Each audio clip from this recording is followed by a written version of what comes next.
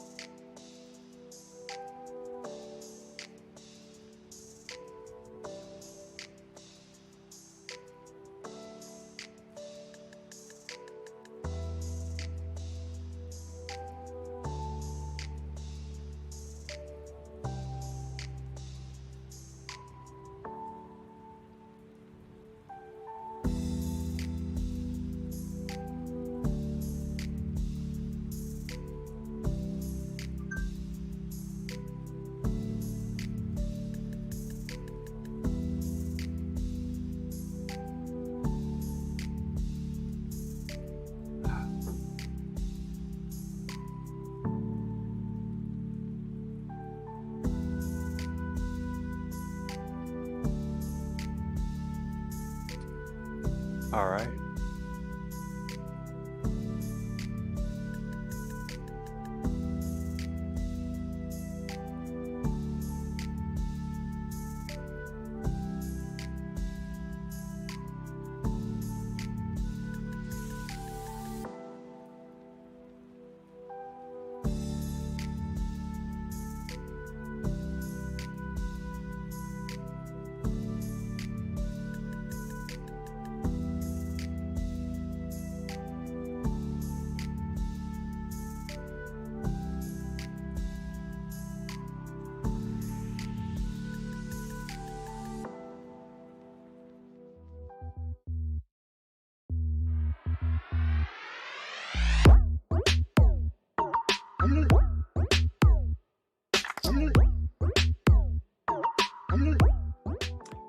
And ladies and gentlemen, welcome to today's episode of the Common Connoisseurs. My name is Ryan Papa Popper, and I have my friends here, Clay and Alkadron, my fine friends here from the Rules Committee of Popper Commander. Everyone give them a warm welcome, and thank you, chat, for joining us today. How y'all doing today, lads?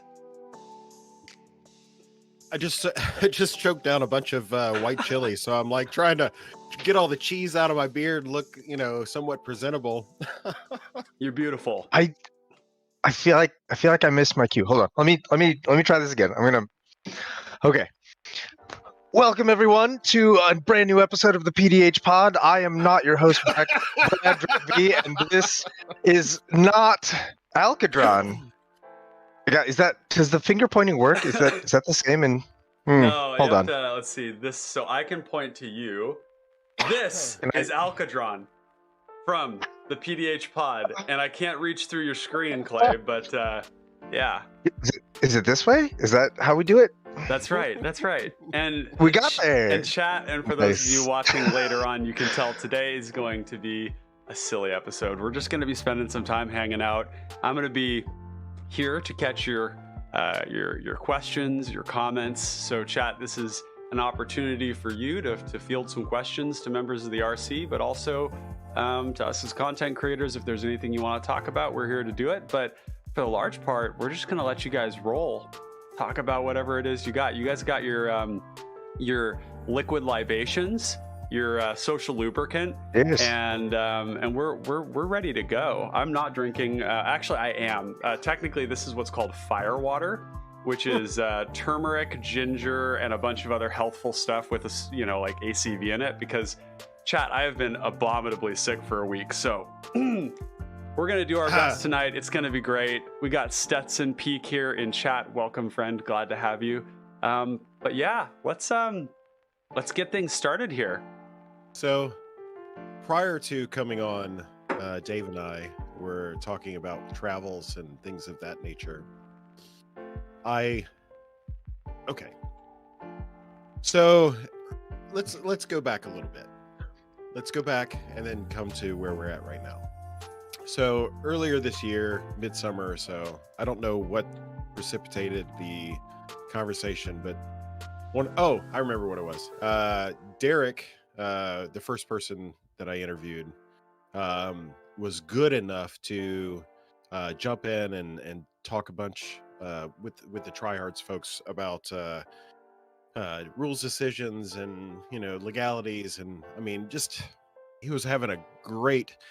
He probably interacted with folks over the better part of a day, and I was like, we really got to capture this. And it was one of those things. At the same time, so there was conversations about some members of the RC not being visible, and that was kind of unfair, but also kind of fair. So in discussions with some of these guys, I was like, hey, how do you feel about XYZ? And like Derek just immediately like jumped on board, which thank the heavens, because he set the ball rolling for Paul, and then Connor, Rufkin, and then now Dave. Now, in conversations with Dave, because we're familiar with one another, we're like, dude, we gotta do a live. We gotta do this right. We gotta do it live. We gotta have people on. We're gonna have dancing in the background. Of course, they canceled because it's snowy here, and and it's like, we just got to do the damn thing. So in those conversations, so now we're kind of today. So in those conversations that I had with them, I took for granted, and Dave will probably feel the same way, that people know like the backstory, like the who's who that makes the who, right? So I'll take that opportunity now. It's been a really epic series we've had here at the Tryhards. We've had some pretty exclusive access to members of the RC that hadn't been hugely public before, and were kind enough to share their time with us. And I for one am delighted to know what these humans look like. Like I've been, you say privileged to get the kind of the exclusiveness of it. Like I have had the privilege of interacting with these humans a lot over the last couple of years, because I'm on the RC. I like when they have arguments about whether or not we should do a thing, I am the jackass that they are arguing with. So like I'm intimately familiar with all of that. Like that's all very, very directed at me. So I got front row seats for that. So, but now they have faces, and like that is extra exciting. Next step is their addresses, so that I can escalate these arguments. Or escalate the gift giving. You guys can send each other like trolley altars, bribery, things of that nature. You could spitefully send cards that you've killed them with. I would love to get a really fancy copy of a pestilence someday. But who am I saying?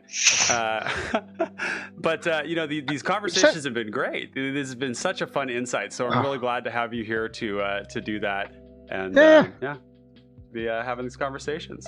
Yeah, I've already sent Clay some cards. Clay has sent me some cards, but I do not have the addresses for other folks yet. That way we can more thoroughly dox them when we discover that they're actually a Turbo Naz player. Right. Mm-hmm. Yeah. So what is the history of Dave that most of Dave do not know?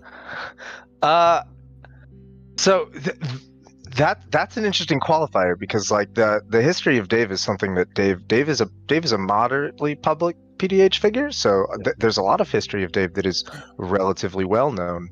I guess the short version of that is that I started playing Magic in '95. I get into PDH from the EDH side of things around 2013. I don't remember the exact time. I remember looking at the spoilers for Born of the Gods and getting really excited about Spellheart Chimera. Mm-hmm. And then a couple years later, looking at the spoilers for like some sort of Masters nonsense thing and being like, Peregrine Drake, that's going to ruin everything. And then it did. I was right. I'm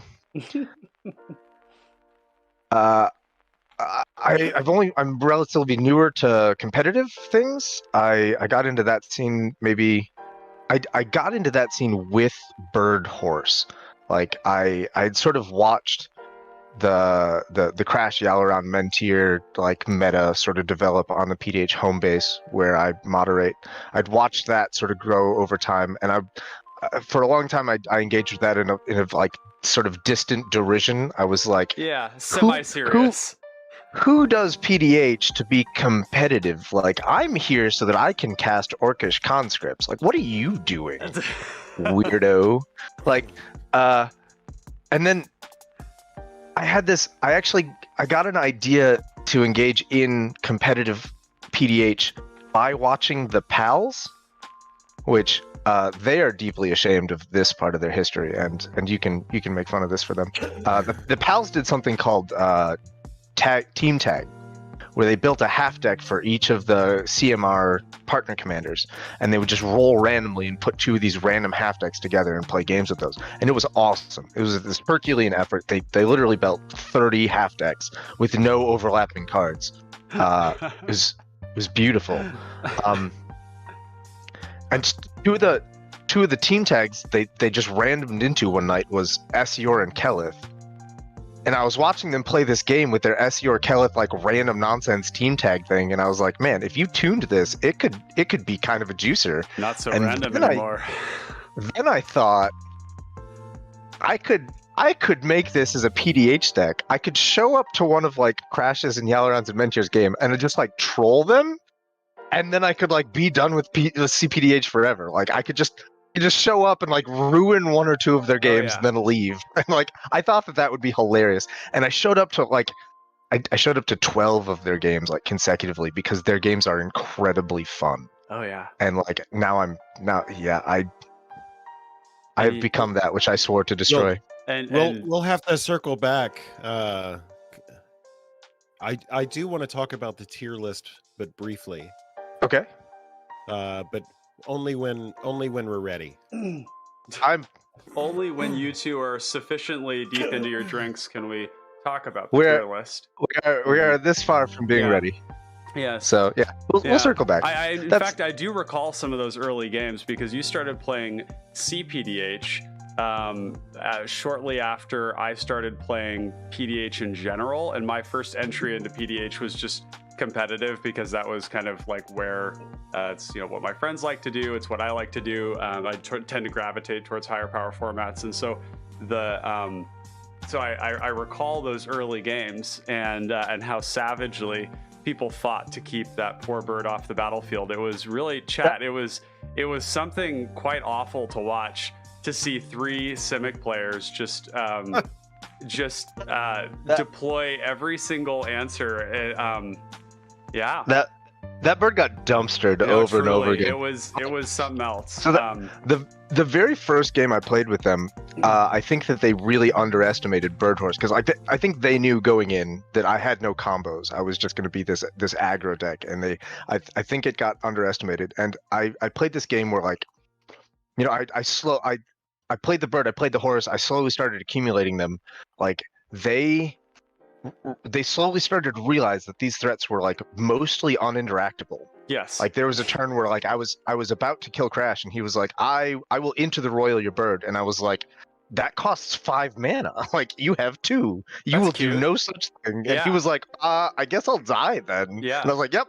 That's what happens here. And then I killed Yalaran, and then it was just me versus Mentir, and he started to combo, and we got into a counterspell war over his combo. And the only reason I lost that counterspell war is because the 5th card that he drew off of Mystic Remora that turn was Spell Pierce with 1 mana open. Yeah, I love Mystic Remora and Rhystic Study so much, guys. It was really a shame that they got banned. Were either of you involved in the banning of this card? No comment. Because I have to say, it really hurt me when those cards were banned. I don't want to rub a lot of salt in that wound, but I will say that I am extremely grateful that they're banned. I think that the format is better without them. And for those of you not picking up on the facetiousness in my voice, I am actually 100% pleased that these two lads banned them. Yeah. It was not a good time. The really quick end to this story is that was the first game I played with Birhorse, and I was this close to winning, and the next 11 games I played with Birhorse, the bird got dumpstered. Like I cast the bird, they were like, "We are gonna kill that fucking bird." Like, I played one game. I don't remember exactly who this was with. I played one game with these guys, and like, someone had Pure Sight Marrow online and untapped. And they were like, I cast Banishing Knack, targeting Pure Sight Marrow. And I was like, well, I have to counterspell that because you're going to combo off. You're just going to play a Drake and win right now if this resolves. And he was like, no, I'm just playing the Knack so that I can target and bounce the bird.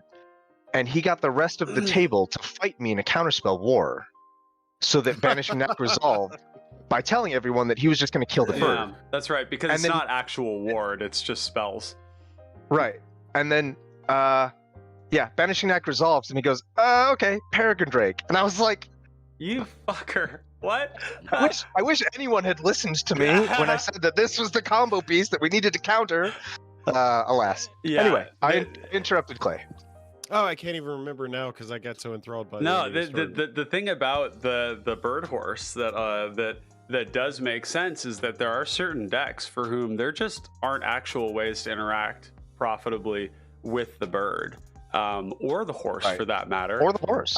Because the bird is like the thing, but like, the horse then ends up becoming kind of a duplicate of SUR, and so it makes sense when some decks do take the early opportunity to dumpster the bird or the horse with like an early edict or something.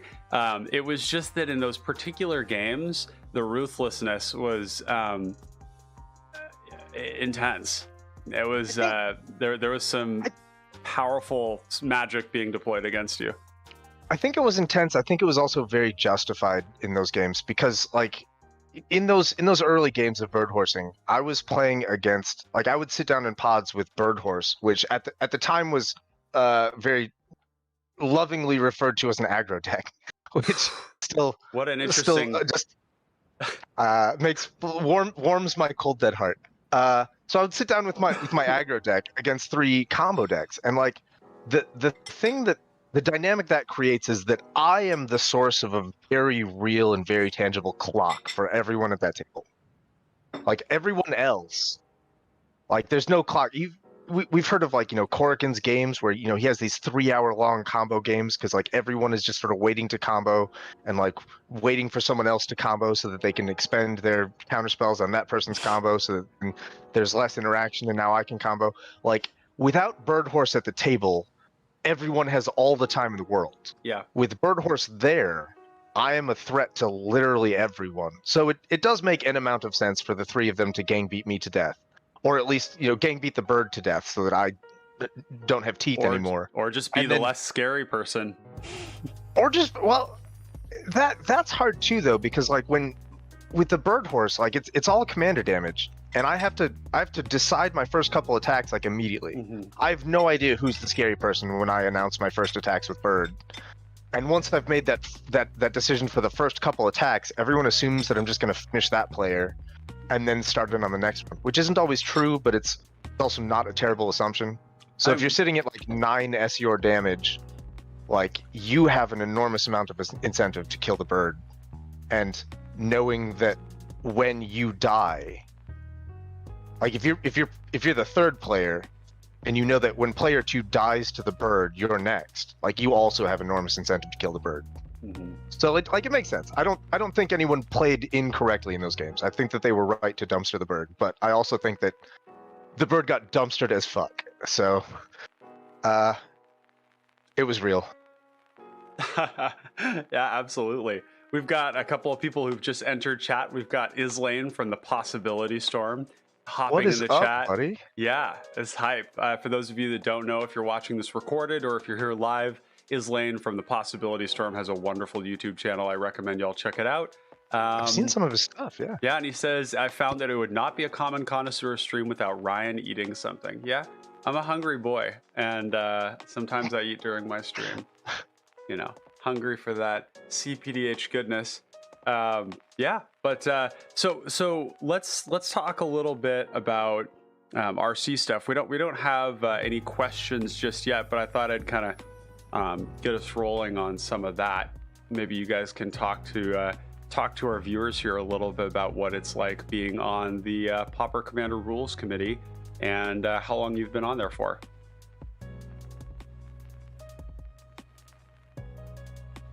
You want to take this one? I've been chatting for a while. I can't even remember the month I joined up. I barely even remember. I think it was like 21. Was it? We've been playing for 2 years, both of us. I started about, I don't know, like a half year before you or something, and we were kind of active in the CPDH. Time's a flat circle. Don't worry about it. Yeah, time is doing that weird thing where I can't remember. But so it's been a couple of years. Yeah, at least two by now. As the old widower, in the Haunting of the Hill tells the story, they were looking for insight, they being the RC committee without Sans myself, Crash, and Yolaron.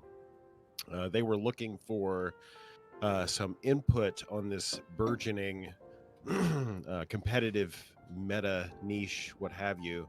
And we were invited to represent those players. I don't know exactly, maybe Dave can expand on like some behind the scenes stuff that was happening before we had joined up, but basically we were brought in and they asked us to take a look at Mystic and Ristic. We agreed it was going to be a little bit of time to just kind of play with it and figure out some information regarding the question they were asking. A few months later we reported back. I don't remember who instigated the conversation, but I recall the tournament that did it in, though. I remember the tournament where we played, and it was there was a CPDH tournament. It was held on another server.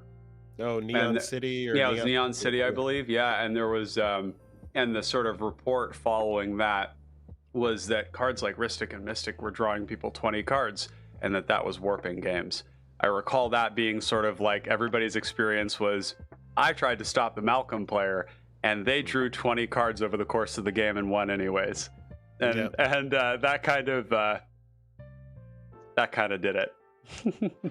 So yeah, like those cards have been on the RC radar for a while, as I understand it, and we were agents of information going out into the world seeking.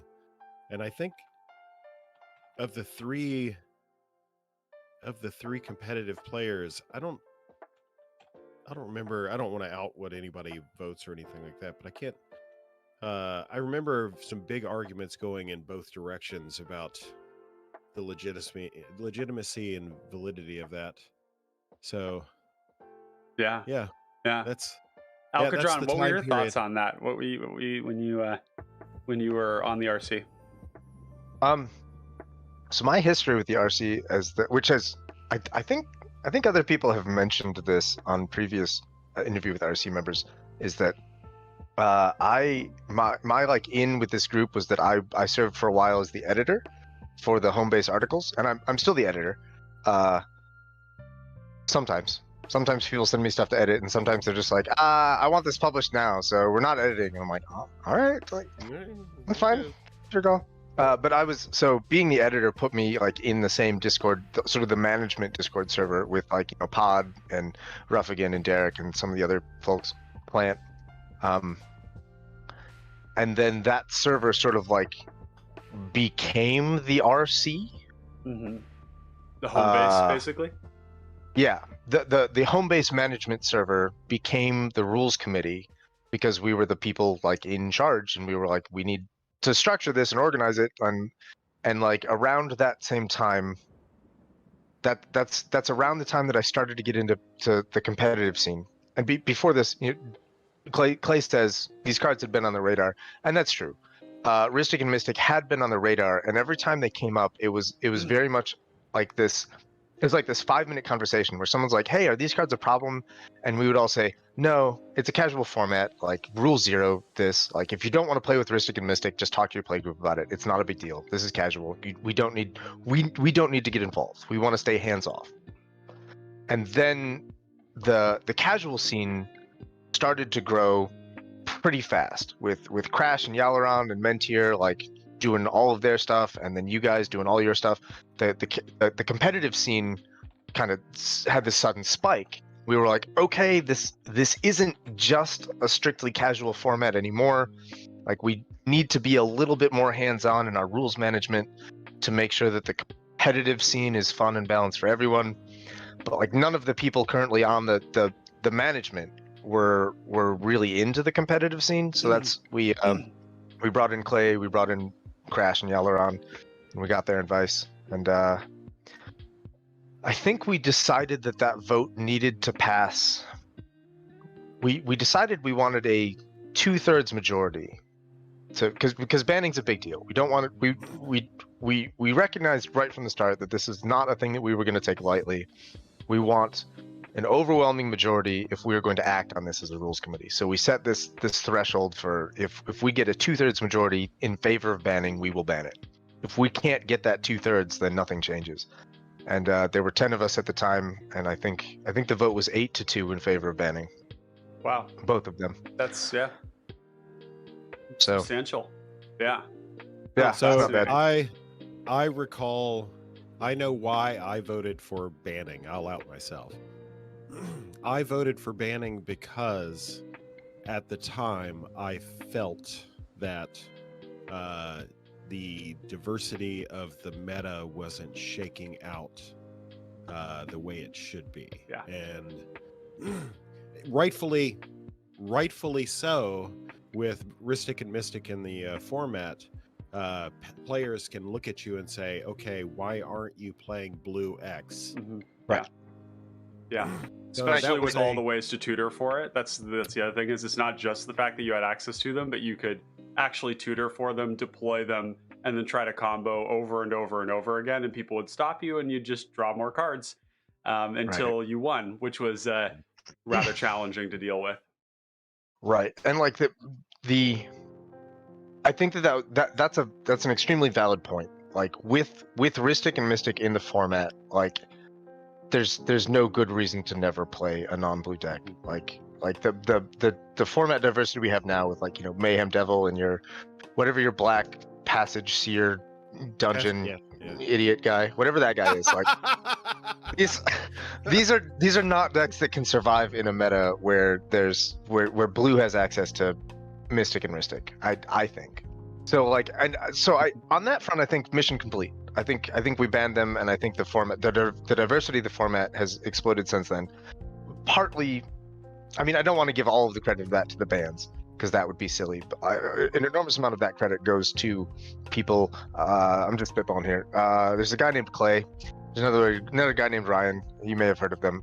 They've done tremendous work trying to like diversify and expand the competitive format. If you see them, tell them I said hi. But I think a part of that, a part of the reason that these decks have the ability to succeed in competitive metas is because blue got taken down a small notch with the absence of Ristic and Mystic. And I think that blue is still, I mean, I know that you have metagame data. I think that blue is still like probably the most powerful PDH color, because it has the tutors and the counterspells and the combos, like more than any other color. I think what we discovered is blue is the best support color. Yeah. That I would believe that. And black. Yeah, blue and black. I think. Black has kind of been incredibly menacing in the meta. Just the broad Initiative spectrum. It's the initiative, for the weird reason that black got 2 initiative cards and the other ones only got 1. But for the other weird reasons, massive. It's super massive. But it has, I think, a lot to do too with the fact that black can do basically anything, and it does it all pretty damn well. That's the shocking thing. It's like you can do everything shy of blowing up an artifact, and that makes you an amazing monocolor. But it also just means that, like, whether you're support color or base, black is just really, really good. And removal's a bit more flexible than counter spells are, basically timing wise. You don't have to cast your your kill spell the moment something comes down, like you would a counter spell. Yeah. And like having blue and black that lets you interact with the combos and interact with the board state, and you have all of the tutors for all of the things. Yeah, I think blue black is probably a massive. Powerful. Right. Yeah. Weird little sidebar here. I have a Rilsa deck. The instant Rilsa got spoiled. I built Rilsa as a casual like pals meta, kind of like I'm gonna play stupid idiots that trample, and I'm gonna give them +5 power for a strike menace and death touch, and I'm gonna turn them sideways, and like that's all I want out of a game of Magic is just to have a Thundersteel Colossus as a 12/7 first strike menace trample death touch. Like that sounds hilarious. Yeah, like, you opened up a can of worms. Yeah, when you mentioned Realsa, it made me really hard. Actually, is what it did. Amazing. So yeah, I have this Rilsa deck. I've played half a dozen casual games with Rilsa deck, and my impression of Rilsa in casual games is that she is too strong. Yeah, that was... she takes over the game. She makes the game not fun for other players. She's impossible to deal with because like if you kill Rilsa, I just cast her again for another initiative trigger, and I've still completed a dungeon, and I still get her trigger to turn I cast her. Like it becomes this massive headache for everyone, and like people don't enjoy those games much. So I've taken my casual Rilsa deck, and I've by the virtue of changing out like 4 cards, I think, I switched it to a Safana plus Dungeon Delver. Okay, yeah, that makes sense. So it's still blue-black, still initiative, still like dungeons, but I don't have the initiative in the command zone, which slows things down a lot. And I'm still running like every single dungeon card because that's what I wanted the deck to do. I just wanted to screw around with dungeons and have a good time. Yeah. So that's where the deck is right now, as a casual deck. But every time I look at Rilsa, I stop and I think I could build a competitive version of this that would be really good. Yeah. So the decision that I have to make now is like, do I build a second blue-black dungeon deck so that I can have Savannah and Dungeon Delver as my casual version? Because like right now I'm kind of switching back and forth because there's only 4 cards different between the casual Savannah and casual Rilsa. Like I have all of those cards in the same box, and I just have to, whenever I take out that box, I decide if I'm going to play like super casual Savannah or like high power casual Rilsa. Yeah. But like I could just commit that permanently to super casual Savannah with its stupid bottle gnomes and its Eldrazi Devastators and whatever, because we're just having. I mean, and then I could just make a Rilsa deck which does in fact cut the bottle gnomes and the renegade freighters, and adds a suite of counterspells and a more robust control suite. Oh my friend, then it's competitive. You don't even need counterspells in Rilsa. That's the beauty. You get to play. You get to play mono black that happens to have some blue initiative cards in it. And it's beautiful. No, I would want the counterspells. I mean, I've played a ton of Rilsa in CPDH, and it just feels like I just never want them. Just play the flicker cards, and instead you just flicker it and go deeper into the dungeon. And but there's basically Rilsa, however you build it, can turn a potato into a lethal threat. So like however you choose, chat, to build your Rilsa decks, like. It's just subjective in a lot of ways. I accept that, but also your meta is not my meta, and I think my meta demands a lot more counterspells. When you say your meta, are you talking about like the PDH home base, or? In my mind, your meta is the local scene that you've crafted at your LGS, and also the So I feel like, and I've never been to your LGS, but I feel like in my brain, your local LGS scene is super focused on mid-range. And I feel like the Tryhards more generally is more focused on mid-range and aggro and a very diverse amount of strategies. Yeah, and when I say my meta, I play like almost exclusively with like Crash, Yalaround, Mentir, Corrigan. Like that's where I get most of my games in, and they're more focused on combo than you guys are. So like I feel like the counter spells are necessary on some level. Most of my decks nowadays are built for a representative meta, and they kind of always have been to a degree. Like I was building decks that were prepared for what we have now at the Tryhards before I was actually experiencing them to a degree. Like I had like Moment's Peace in Witherbloom Apprentice, right, as a good example. Or cards like testing with cards like Night Soil for the time when we might have lots of creatures in the meta, and being able to produce a lot of blockers and hate them out of the graveyard would be good. But essentially, like real set, instead of counter spells, you just play removal, and that sort of like occupies those slots nicely. And so that seems to work really well. I feel like there's room in a deck for both. Yeah, I have Bar. I have Bar the dungeon. The gate, absolutely. Or Bar the gate, yeah, which is the one counter spell that grants the initiative, but it's only because it grants the initiative and because it probably counters something. It's venture. It's not initiative. Yeah, there's a creature. I mean, but you're gonna have gives you a venture. You'll be in the Undercity. The initiative. Yeah. 20% of the time. Or, sorry, 80% of the time that works how you want. 80% of the time, every time. Well, hey, 80% of the time it works every time. 20% of the time it sends you into the fucking Dungeon of the Tomb of Mad Mage. Annihilation, and you're like, why did I go here? Mistakes have been made. I did see a chat here from Bill Ellis. Wanted to take a quick pivot here so we could redirect our attention to this. Bill Ellis saying, I'm very new to the format. Well, welcome, Bill. Only just played my first game of PDH, first Commander game ever. So first game of PDH and first game of Commander. What are some good recommendations for a Dimir Commander? He followed it up with, I'm also interested in getting something that plays aggro, preferably white or green in the colors. Any recommendations would be greatly appreciated. Well, boy, aggro and Dimir. I mean, we were just talking about it. Her name is Rilsa. Yeah, Rilsa Rail. Kingpin. Yep, I'll bring it up here on screen.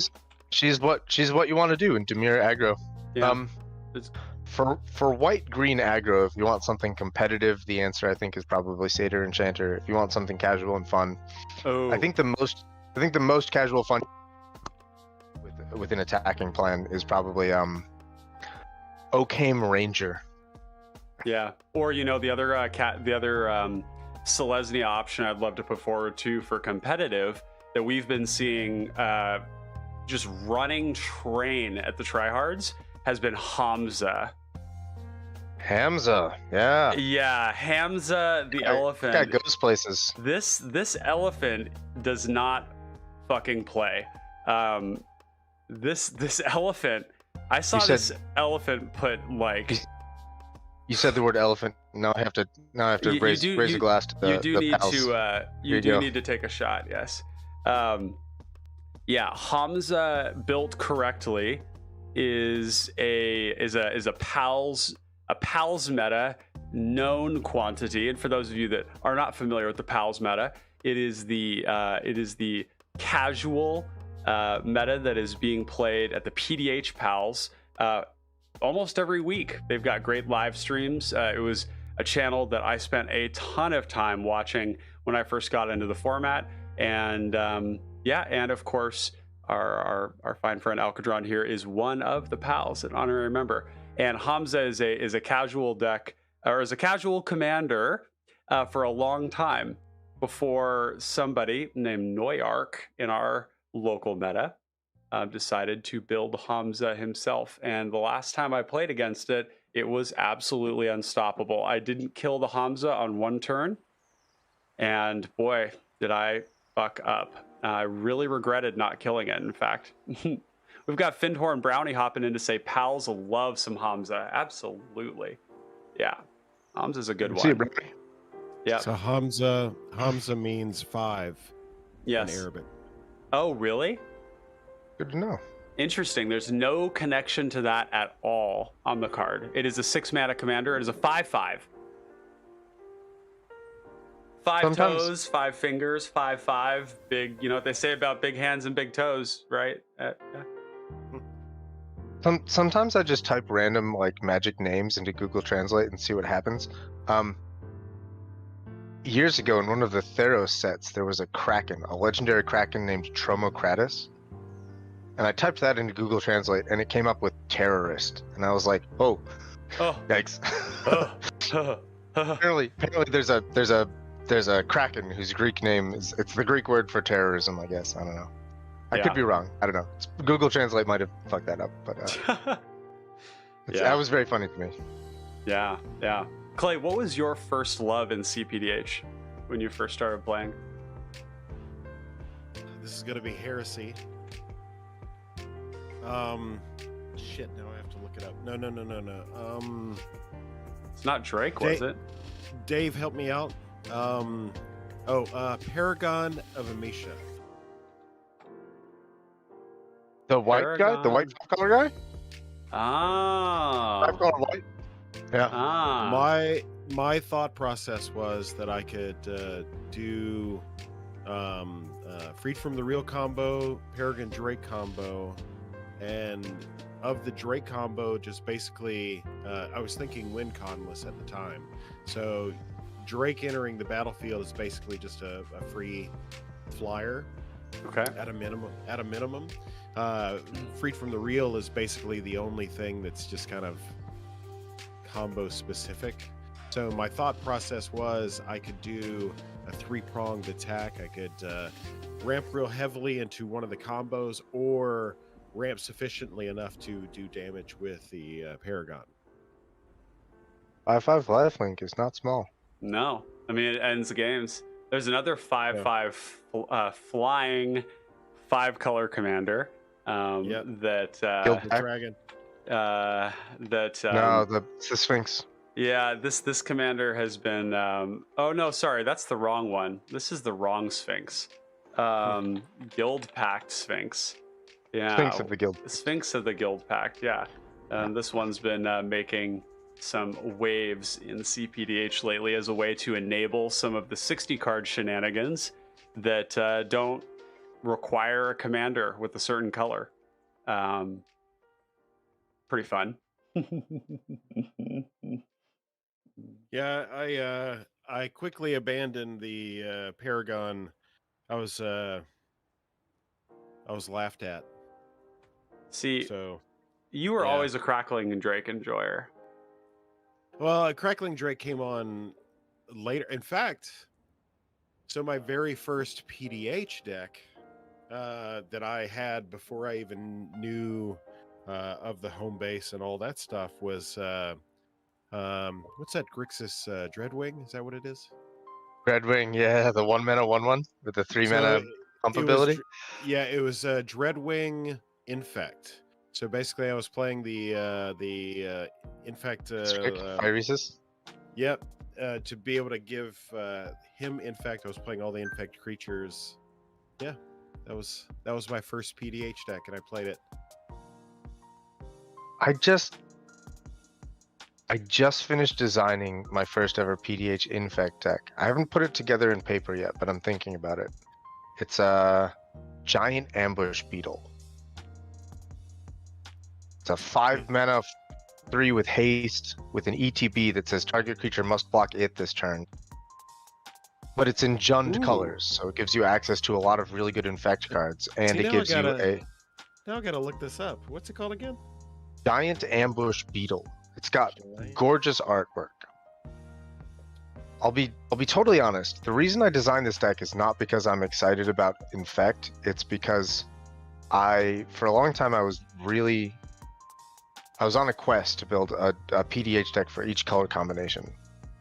And the Jund deck that I put together is Viashino Slaughtermaster. And I hate that deck. Eric loves that deck. Eric Sniffhow of the PDH Pals loves it. So I've basically just given it away at this point. Nice. And now I don't have a Jund deck anymore. So I was looking at what I could do with other Jund commanders, and I've been thinking for years about what could I do with a giant ambush beetle. And I think the answer is Infect. So basically, you're just using the must block as a wither effect to. Is it kind of a pseudo removal? Yeah, well, it's just a get a blocker out of the way. Whatever you block whatever you block with the ambush beetle isn't blocking my corpse cur. So it's the beetle's for the colors and for a tiny bit of blocker evasion, I guess. It's very expensive evasion for my infector. So I remembered the thing that I was going to say earlier, but then I forgot. Yeah. If you will Tell allow me. Yeah. So I did some looking up while you were talking about your I'm going to say dirty word here, assumptions about the Tryhards meta. It's fair. We probably aren't representing ourselves very well, so it's very fair that folks would have an opinion about the thing. So Ryan and I, who are going to have a stream later this week, probably about the stats, because we try to do this monthly thing just to talk about what we're doing.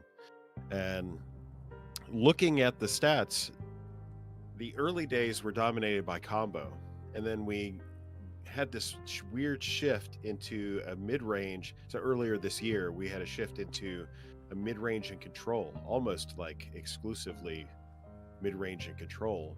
And then we had a surge of aggro at the beginning of the summer. In fact, it was reported on a lot of the various and associated CPDH media, aggro summer, somebody called it, that sort of thing.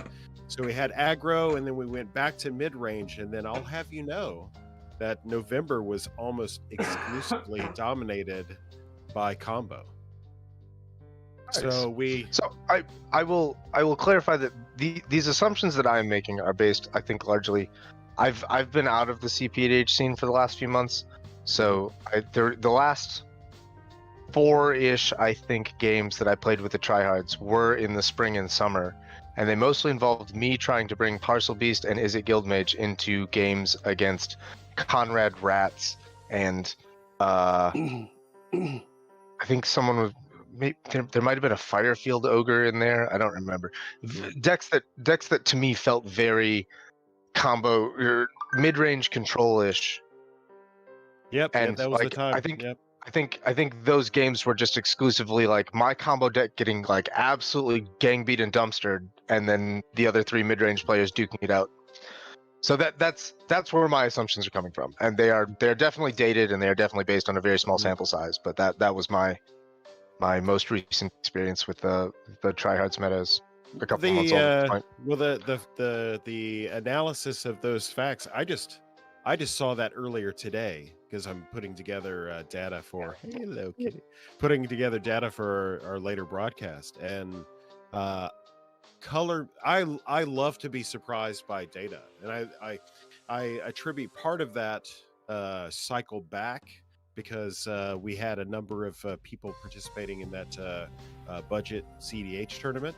So we had a lot of testing. And of course, you're not going to play a CPDH mid-range deck in a budget CDH tournament. I mean, let's be real. You're gonna have some sort of control with combo or straight combo, or you're gonna have a combo finish because that's what the CDH decks are trying to do. So you want to at least compete in that. In that way. Says the guy who played Young Tour. I think you were going for a pretty controlling approach with that, as I was. Yeah, it was. I was definitely trying to game the system. So let's see.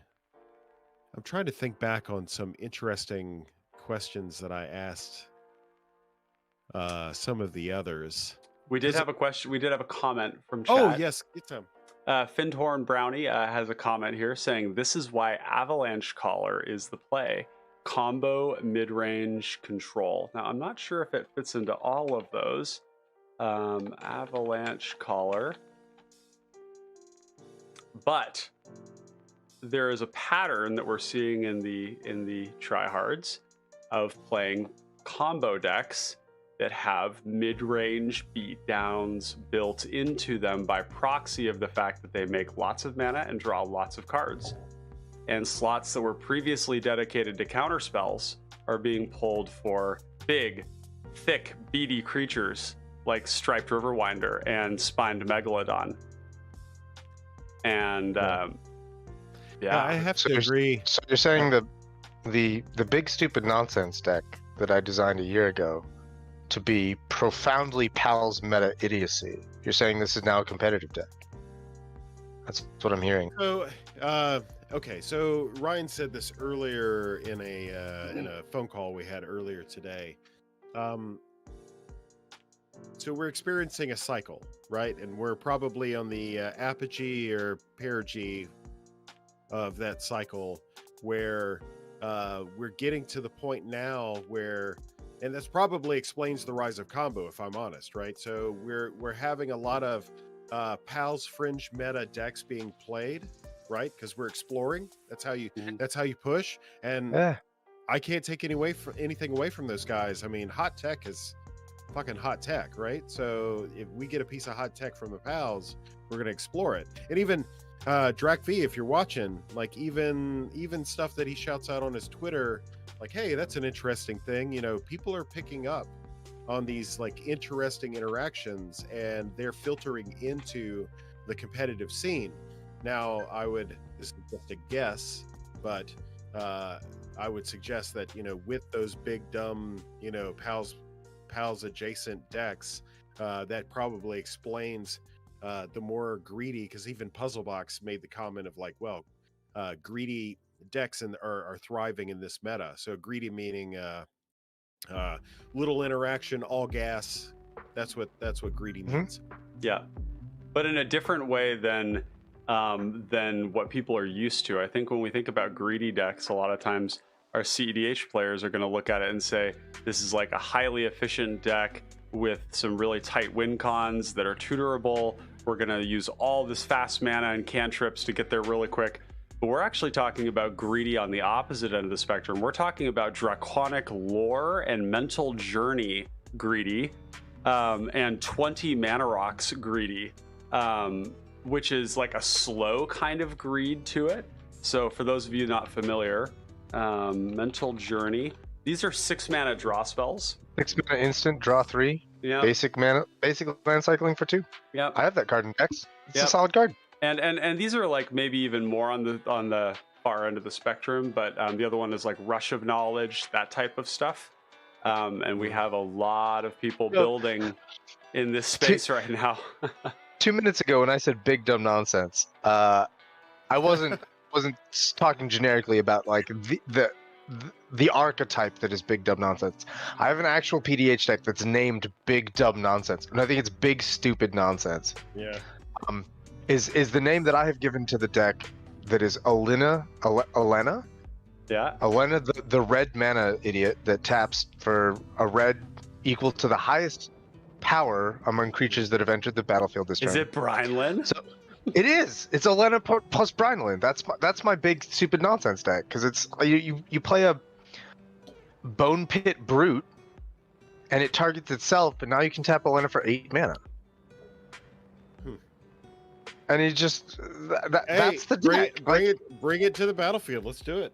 Yeah, I mean, like there's a combo in there. Like I've very limited the combo potential. So like it's very easy to have an Alena deck that combos with like Freed from the Real and a Prismite, or Galvanic Alchemist and a Prismite, or Vigian Graph Mage and a +1/+1 counter and a Prismite. Like Alena has the ability to tap 5 mana. So like anything blue that untaps her is just like, bam, infinite combo, easy. I didn't want to do any of that. So my build of this is very Pal's meta focused. Doesn't have Freed, doesn't have no, I think maybe it does have Freed, but I don't have the Prismite, so I can't filter the mana. Like Freed on Alena just means that I get like 40 mana, not infinite mana. Like I'll run out of blue eventually. But mostly I built the deck so that I could combo with Singing Bell Strike, which is an aura that will untap a creature for 6 generic mana. And the reason that I built this deck is because Korakin said that he would eat his shorts if anyone ever actually comboed with Alena and Singing Bell Strike. And I was like, challenge accepted. So I have the deck now. And what I'm hearing you guys describe is greedy, thick boys combo decks. That is exactly what I built 2 years ago for like idiocy pals meta. Yep. And this is just peak. So there's a cap. Stupid. Yeah. But there's a cap, and that's the thing. Like the meta will handle what the meta will handle. See it's starting to happen. So bottoms up, bud. So playing with power is that, if you recall, playing with power is our genesis point. So everything we talk about starts with playing with power. That video that Ryan and I, Alora and Ifan starred in. And I remember Techioga. From there, that has been the beginning of our data collection. So what we're experiencing, so if we said what I said earlier was true, that combo, there's been a resurgence of combo. That's one fact. The other fact is that big dumb decks are entering the meta. That's another fact. But another fact that compounds all of that is our turn number of turns, right, to the end of the game is continuously dropped. Yeah. So we're at an average of 10.5 turns a game. Wow. It's dropping about half a turn every month. Tick tock, motherfuckers. Yes. So This- Here we go. So it's like you can play these big dumb things, but just recognize if you're just now getting to your game plan, turn 8, turn 9. If it's dropping half a month every, or half a turn every month or so, then in about a year and a half, Via Shine of Slaughtermaster is going to be number 1. Yeah, folks, you can do the math on that real quick. We did have a comment here from Findhorn Brown. He's saying, for what it's worth, I went back to watch Tryhards pod from over a year ago with Mystic and Birhorse. It was much a different game than what I've seen recently on the Tryhards stream. And this is the most important part of his comment. The lines are blurred now. And I think this is a really exciting pattern that we're seeing play out in CPDH, which is that the lines between casual and competitive are largely determined by your approach to the game, less by the choice of the cards. Now, to a degree, that's not. That still is a card choice element. If you're choosing to play Raging Goblin in your Brineland deck, that might be a casual choice, but it's a stupid casual choice. It's a bad casual. Let's put that out there. Yeah, it's a bad choice. And I support this decision. Yes, it's a bad choice from a flavor standpoint, but also good cards to your Brineland deck, like Bogarden Rager. Bogarden Rager, okay. Not Raging Goblin, Bogarden Rager. That's the big brain maneuver. I see. Yeah, okay. Yep, this card. Carry on. Sorry, I interrupted you. No, what were you saying? This show's about you guys. So I just wanted to kind of inject that thought there that because we do have you two here. Alk, you focus a lot on the casual side of things, occasionally dipping into CPDH, and Clay, you're focused mostly on the competitive angle, and there's this pattern that we're seeing play out that kind of brings the two sub formats together in a really exciting way. I have a thought on that actually. I have a spreadsheet that I use to track all of my decks, and I'm up to, I can hold on a second. I am up to 89 of them now. I'm just on the threshold of 90 decks, and I recently added a column to this because I was wondering like I wanted to track which of these decks on my spreadsheet were competitive or were what I thought of as competitive. And when I went through deck by deck to be like, is this a competitive deck? That was a very difficult call. Like a year ago, I could have gone through. I could have been like, I could have added that column in about 3 seconds. I could have been like, that's my one competitive deck. It's Birhorse. My job is done. Like nothing else. Everything else is garbage. It's a very difficult decision to make now to decide which of my decks is competitive. Like Rilsa is borderline, I think. Like I could very easily make a competitive Rilsa deck, but my current Rilsa build I think is competitive. It's definitely intent. Intent is the first step. So if you're intending on taking this into a competitive pod, that intention informs everything else. Yeah. Now, you do have to study the meta a little bit. So if you're at an LGS, God bless you. That's exactly where I want this to be, right? If you're at an LGS, like whatever your meta is, it's okay for you to meta game your particular meta and not ignore everything that we're doing. By all means, build for where you play. Exactly. So we're trying to think of things at a global level, which is in itself sucky, but we're trying to be as generic as possible. The Crash, God bless him, his base 10 counterspell suite that he puts in every blue deck that says counter target spell X other condition, like those are really solid choices because by and large those are the best counter spells that you can get. So like whether that's counter target spell, destroy target creature, exile target whatever, So- yeah. There's a very interesting point to be made there, and that is that historically, the two best counterspell. I mean, like two years ago. Speaking historically, like 2 years ago, the two absolute number one best counterspells in all of CPDH were Pyroblast, Red Elemental Blast. They were red spells because blue was such a dominant. Like they were the counterspells that also destroyed Rhystic Study. And like that's colossal. Like these days things have changed overwhelmingly. Like I still believe very strongly in the power of counterspells, but it's not like Red Elemental Blast is not the best counterspell in the game anymore. So that is an interesting choice. I think about playing Pyroblast all the time because of the non-target. It just says if it's blue, Right. Pyroblast, Red Elemental Blast is worded slightly differently. Index where that matters, I'll play that one over the other. Yeah. But by and large, like still like my Izzet deck, so like Malcolm, Dargo, that kind of, I still play both. Yeah, for sure. You never know where you're gonna get I still play both as well, but like I've cut active Volcano, and I no longer think of them as the best counterspells. Like Counterspell and Arcane Denial are the best counterspells in the format. I think, like it's the REB and Pyroblast have like lost their throne because of the massive shift in meta. Yeah. The other follow-up I had. Still a beast. Yeah, go ahead. Snuff Out is still colossal, absolutely. The other thought I had is, I recently Spinning Darkness is hilarious. If you want to track Graveyard Order, nobody wants to do that, but it's a free lightning helix. I mean,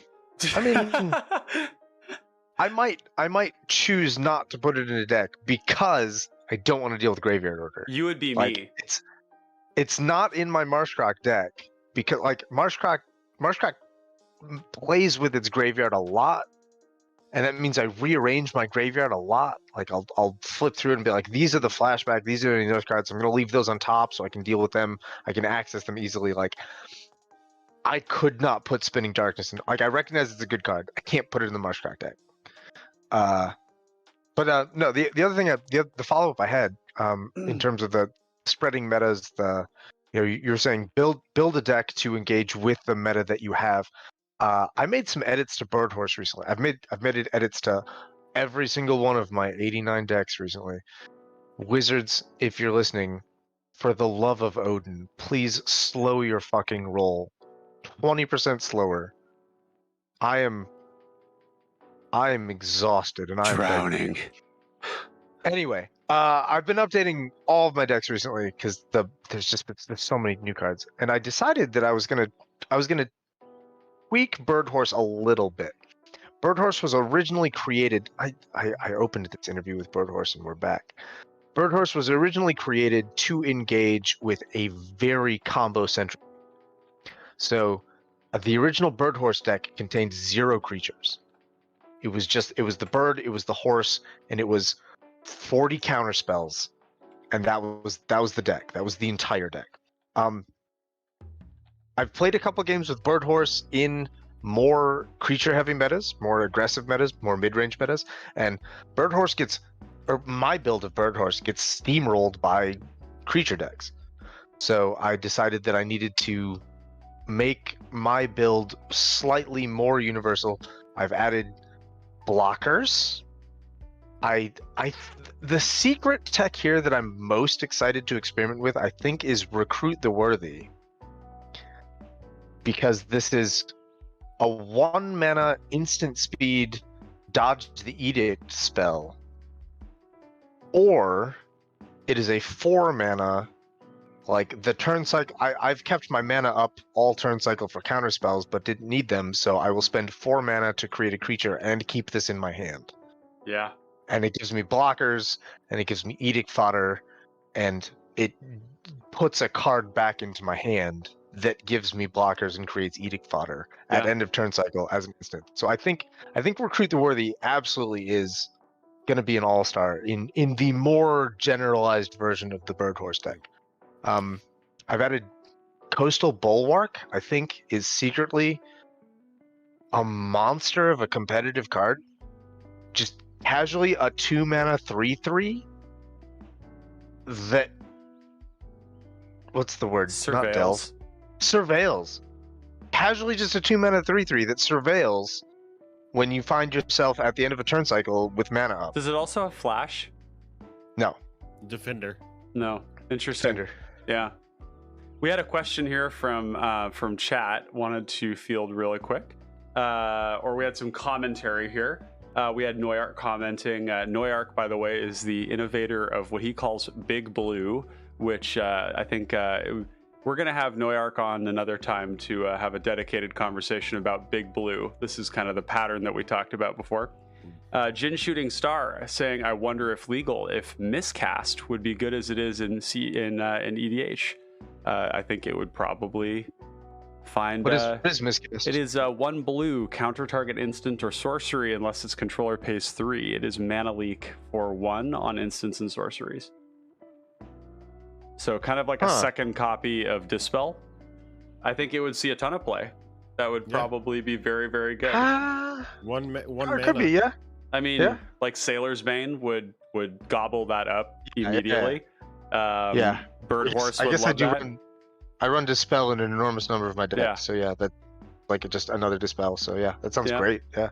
And we have Jin Shooting Star also saying product overload sucks. It's so hard to evaluate cards that are not obviously broken due to so many cards being deployed. In response to this, I put out a poll saying Wizards product release schedule is great, fine, or awful. And I'm sure you can guess the results. 6 votes and 100% awful. Wow, Gavin, I know you're a huge fan of mine. I know you consume everything I put out. I know you're listening. Please slow the fuck down. Yes. Yeah.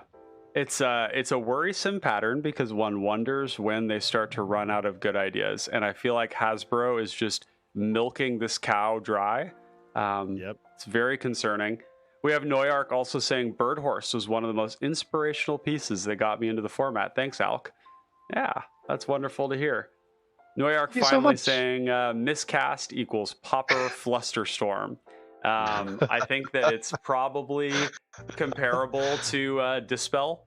And Finhorn Brownie saying Gavin voted awful. I think that Gavin Gavin's a great guy. Gavin Verhey, for those of you who don't know, I've had personal interactions with him. What's he like? He's a really nice guy. He gets. I recently joined Twitter. I feel like, hi, my name is Papa Popper, and I joined Twitter. The experience that I've had being a follower of his on Twitter has been kind of sad. The man gets vile stuff said about him and said to him on Twitter. And I think that a lot of people are really confused about the difference between Hasbro, Wizards of the Coast, and their employees. I think that by and large, the employees at Hasbro or the employees at Wizards of the Coast are good people who really care about Magic and love the game. And I think that Hasbro is slave driving that company into the ground to drive quarterly profits for their shareholders. And I think that Wizards has very little say in the matter. And they're just being pushed crazy fast. So people look at Gavin and they say, Gavin, slow it down. And I think that he would like to, I'm sure. Maybe I'm wrong. Maybe he likes the rapid pace of it. But I also think that there's a large part of this that falls on Hasbro's shoulders to be slowing their roll. I have a lot of faith in this idea that this year, the year of our Lord Odin 2022, was an experiment for Wizards. And I think that in many ways, this experiment went well. I think that they've released, dozens and dozens of secret layers, something like one a week or something. It's honestly absurd. Ridiculous. And I think the pace of the secret layers goes really well. Because the secret layers always sell well with collectors, but they aren't going to introduce new cards into the game. So the people who are like actually playing avidly are not very affected by secret layers, and the people who want the secret layers can buy them. Like, I think that that's good. I think that I'm hoping that Wizards stamped numbered chase cards. I will forget them immediately. I think that I'm hoping that Wizards is going to look at consumer feedback from this year and say to themselves, this is too much standard product. This is too many sets released too fast. We are seeing the burnout everywhere. So that fireside chat or whatever they called it from like 2 weeks ago or what have you, where they were, and I'm paraphrasing here, said something to the effect of, we're not overprinting. That tells me anyway, as an analyst of the things that I'm hearing, that they are selling packs, they are selling product, and they're not overprinting because everything's being purchased. Well, not everything, but a lot of things where it matters anyway, things are getting purchased. I would believe that, but I mean, I feel like they also they published some market analytics recently that suggested that their market falls into 3 separate demographic categories. There are the collectors who will spend any amount of money each year to make sure that they get all of the things, and there are there's the casual players who just buy what they want, and like whatever gets printed in a year like doesn't matter to them. They'll just they'll buy whatever 20 singles they need that year, and whatever. They're not who Wizard or Hasbro is trying to market to. And then there's like the actual like avid competitive standard players who are going to try to keep up with what's competitive in standard, and they will spend money to make sure that they have the most up-to-date deck every time things get released. And I think that based on that demographic situation, I might be misremembering this, I looked at it very briefly and did not think about it much. Based on that demographic, if you have collectors and competitive players who are all going to spend that money every single time a set comes out, then there's no incentive for Hasbro to not put out those sets constantly. So I'm hoping that the casual scene got burned out enough on their release schedule that they stopped buying product. Well, that is enough of a dent for Hasbro to notice, but it might not be. Yeah. Hasbro so specific commander players. Mm-hmm. When you say the casual crowd not spending money, you mean the commander players, because the commander players are the ones that were supposedly fueling this drive. Because remember the design shifted a number of years ago to commander specific cards, and from there we started basically writing the checks for WotC as they increased print run, as they did all of these things to sell products. the Commander players' appetite was insatiable. So I'm hopeful at this point in time, Commander players are less hungry for new cards.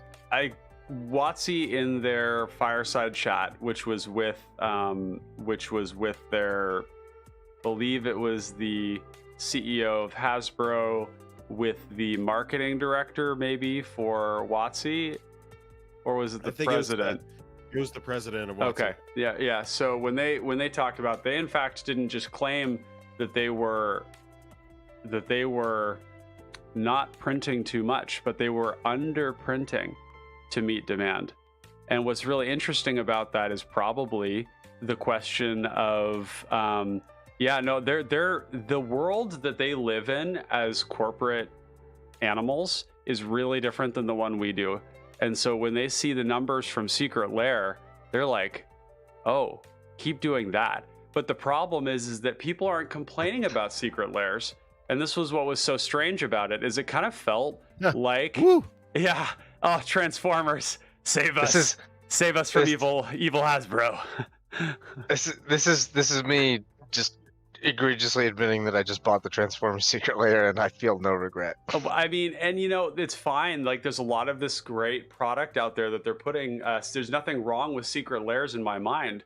If you have essentially a business that is being floated by the money coming from the most expensive users who want to get optional product to spice up their decks, that's fine with me. I don't need their special product. Other people do want it. And if they're paying for it and then that's making it accessible for other people, that is a business strategy that works. The concerns that people have aren't around that, though. The concerns are around spoiler season happening a week after pre-release for normal sets. And you were talking about being exhausted with their development schedule.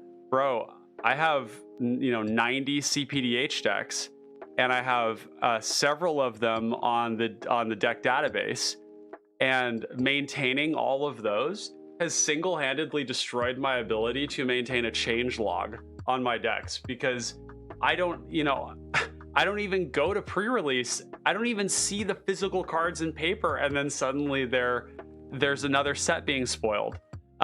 We are just about to get more spoilers right now for this next set. I don't even know what it's called.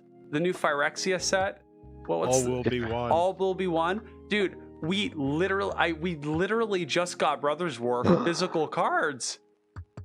Till all are one. Exactly. The Transformers will come and save us. But it's just really interesting to think about kind of the way they see it and the way that we see it. And there's a big disconnect in the worlds that we're living in right now, because in their corporate world, this all looks good, but they're going to get blindsided by the backlash of people who their average, mid-level player is just, their enthusiasm is tanking because it's just too much. It's crazy to say that. I can't believe I'm saying there's too many Magic cards right now, but but there are. I'd like to segue if possible. Let's do it. Can I add a really quick note about that before we segue? Yeah. Real talk, like a solid 60% of the reason that Clay has not yet been on the PDH pod is that we've had to do so many fucking set reviews. Unreal. I've been please let me rest. Been secretly let me rest and let me hang out with Clay. That's all I want. I've been secretly waiting. I didn't want to push it. Like the other 40% of the reason that Clay has not yet been on the PDH pod is because his waiting has been in secret. Like, please harass us. Like, we just show up in my DMs time is ready, because that's the thing. When is it my turn? And I'll be like, oh yeah, like we gotta get you in. Like I get so distracted by a set coming out every other week that I just I forget about things. So please harass us more often. I want to get you on the show in January. I would love to chat with you. Like, absolutely. Yeah, let's do it. Let's do it in January. You heard it. You heard it here, folks. It's happening. January. Brad, I know you're listening. I know you love me. We got Clay on in January. Let's make it happen. Fair. Okay. All right. I'm Are committed we to ready? that. Now, please, segue away. Okay. We may want to take a sip of the spirit. I'm out. If this is going to be a drunken segue, then I need to go get more booze. No, this is as promised at the beginning. As promised. Oh, remember, yes. We talking about the tier list? Okay. Yeah, let's go. Oh, baby. So tell me about the tier list. Okay, so I promise not to say anything of negative connotation and all of that stuff. I solemnly swear. That's an ominous disclosure, but I'm with you for now. No, I legitimately. So okay. y'all are on in this last week in the home base server, posted in response to someone saying that the tier list is their go-to information or go-to resource for CPDH information. Said, and I'm going to read the majority of it, but not all of it. He said in response that I do think the tier list won't be able to hold up to what it was what it promised to be, used to be for much longer, to be honest. I think by now the format has outgrown this early state, which is a good thing. Both the number of players and the number of interesting decks has exploded over the last 2 years. And I can't speak for Crash. This is him not speaking for Crash. But at least I myself no longer feel like I can realistically assess all of those decks. I think the tier list is being outpaced by the format itself. And I felt that, which is a good thing. I felt that to be very interesting and significant. And I wanted to address that and show the significance of that. That's all I wanted to do. But also in the same breath, you have been more of a proponent of the tier list than I have. I think I put that well. Yes. Yes. So I wanted to see what your take on that circumstance, because I feel like that segues after that into myself and Ryan thereafter. So, sir, you have the floor. My take on the tier list, and if I'm going to justify why I am a huge proponent of tiers, it's because I believe very strongly in the criteria that Crash uses to categorize tiers. We've already talked in the last hour and a half. We've talked a couple times about one deck just getting dumpstered by the other three, and then the game proceeding with the other three decks. Like that, I think that's a universal part of multiplayer PDH, and I think that makes it very. That aspect of multiplayer games makes it hard to evaluate which deck is stronger than the other. Like when you're looking at a multiplayer format and you're trying to say, if you're trying to like make a data list and saying we're going to determine which deck is best by which has the best win rate. Like when you have multiplayer politics influencing the outcome of the game, the number of data points that you need in order to use win rate as a reliable metric of deck strength is easily mid 5 digits. You're talking 50,000 at least. I think that the way that Crash and Yalaron have structured their tier list is ingenious, because not only does it account for this political multiplayer variation, it actually relies on that to structure the tiers. It's saying, like, it's recognizing the fact that if you put Tetiova into a pod with Mayhem Devil and Conrad and Marsh Crocodile, that those three non-Tetiova decks are absolutely going to dumpster the Tetiova, and Tetiova is going to lose because it's going to get hated out of that game more often than not. And it's the metric for tiers is not based on will Tetiova win that game. The metric for tiers is based on will the other three decks have to focus down the Tetiova in order for those three decks to have a fair game. And I think that is incredibly intuitive. I think that Crash and Yalaron have enough collective skill and insight and knowledge about the format and about the game to be able to make those calls. And I think that everything on their tier list is really well positioned. My criticism of the tier list is that it's very slow. New sets come out, people build the decks, people play the decks, people experiment with the decks, people see success with their decks, and those decks aren't on the tier list. And this isn't a criticism of Crash. Crash is one man, and this is exactly what Yalaran is saying. Yalaran is saying the tier list as curated by one person in the face of this format that is experiencing explosive growth is not going to be able to keep up with this. And I think that he's probably right. I think that a year ago, I had every reason to put a lot of faith in the tier list as a very accurate and very representative look at what the most powerful things you can do in CPDH are. And recognizing that things like Avalanche Collar and Passageway Seer and Mayhem Devil, they can stand up at CPDH tables. But if you put a Passageway Seer at a table with 3 Tatyovas, it's not going to be able to suppress all of them. No deck could though. No, right. 3 of them. I mean, is it Guildmage could stand up? I think.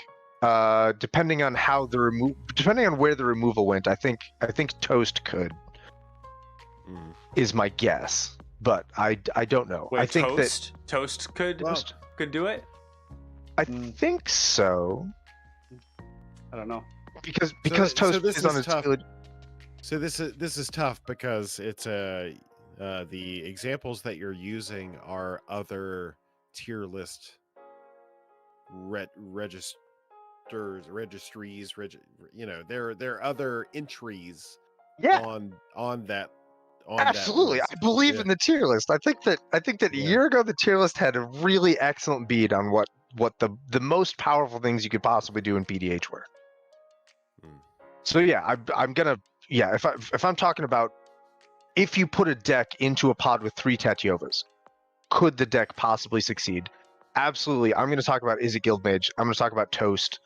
I'm going to talk about Witherbloom. I think Witherbloom could stand up to a triple Tatyova game. I don't know about that. There's a build. There is a build of Witherbloom that can. I wouldn't at this point, and I love you to death, buddy. I don't know if it's your particular build because you shy away from the cards that you would need to. No, it's a matter of the fact that the life gain on the lands offsets the grind. Oh. That's exactly why it doesn't work out. You're right. Yeah. No, Tatyova's life gain can outpace Witherbloom, I think. A Witherbloom player in a Tatyova pod is applying pressure to Tatyova in a lot of different ways, but it's not the thing killing it. You're, I think, correct there. And furthermore, I would like to point out that the comparison to triple Tatyova pods is extraordinarily unusual and strange.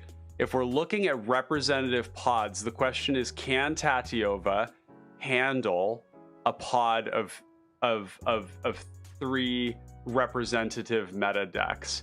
And a lot of decks need to have that same question asked of it. Like Mayhem Devil is the same way. Mayhem Devil gets into arch enemy position. So, two things. We talked earlier. I'm gonna circle back to half an hour ago when we talked about build to your meta. Yep. You say triple Tatyova is not representative. I've played many triple Tatyova games. I know, but this is an inbred meta that we're talking about, though, and I'm a hot take on that. So, from where you're setting, it looks inbred. From where I am sitting, I think that Tatyova and Is It Guildmage and Toast are unequivocally the strongest decks in the format. I know that they don't see a lot of wins like in other metas, in other pod compositions. I think that's because they get gang beat, I think that they are. If you're, because we get asked this question a lot, right? Like, if someone shows up in the home base server and they say, I need to build a PDH deck that I'm going to bring into EDH pods to try and convert my friends. What PDH deck is going to stand up to EDH level play? What can cope with this power level? And the answer is Tetiova. Always, yeah. Oh yeah. Tetiova is the I think, legend that will stand up to this. And like, but I Toast. think that's exactly the point. So that Ryan is like referencing, but not directly. So in our data, Parcel Beast, Is It Guild Mage, Weavers, all of those decks don't stand up. But after 27 games, Tatiova still has a 30% win rate. And that's because Tatiova is a really bad example in the fact that Tatiova, I've heard it said that Tatiova should be a rare. That's probably true. Oh yeah, 100%. Probably should be mythic. Maybe mythic, yeah. Like if you look at AC, right? The closest comparison is a commander that is AC? slightly more mana. It's bigger and it doesn't gain life. And yeah, it's a mythic. I think that. Yeah. So what I'm getting at is like Tatiova is a really bad analogy for anything, because what I'm getting at is that if we all sort of agree that like Tatiova is at or near the ceiling of power level for the format, like yes. Why would you expect to enter a competitive pot? Like if you walk into a random pot and say, I'm going to play against 3 random people with random decks, the only thing I know about them is that they want to win. That is what they are prioritizing above all else. Like, why would you expect to see anything other than 3 Tatiova decks?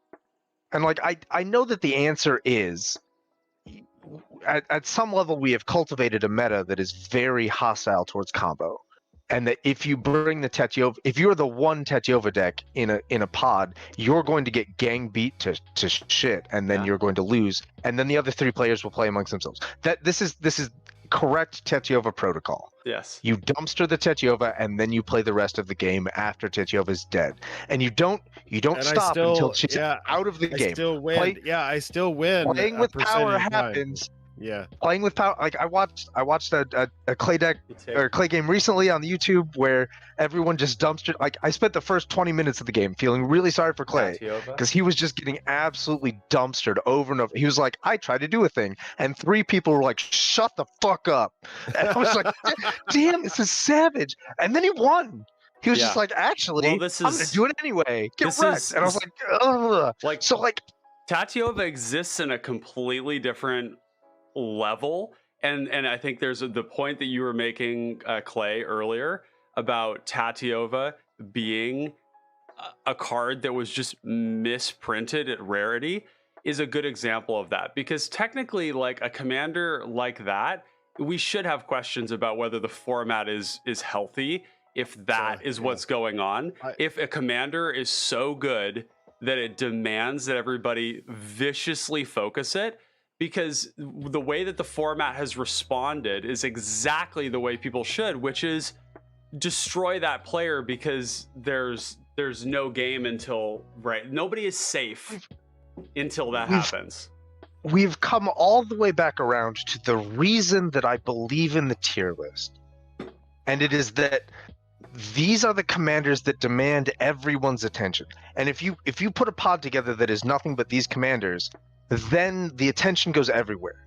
The attention is evenly split.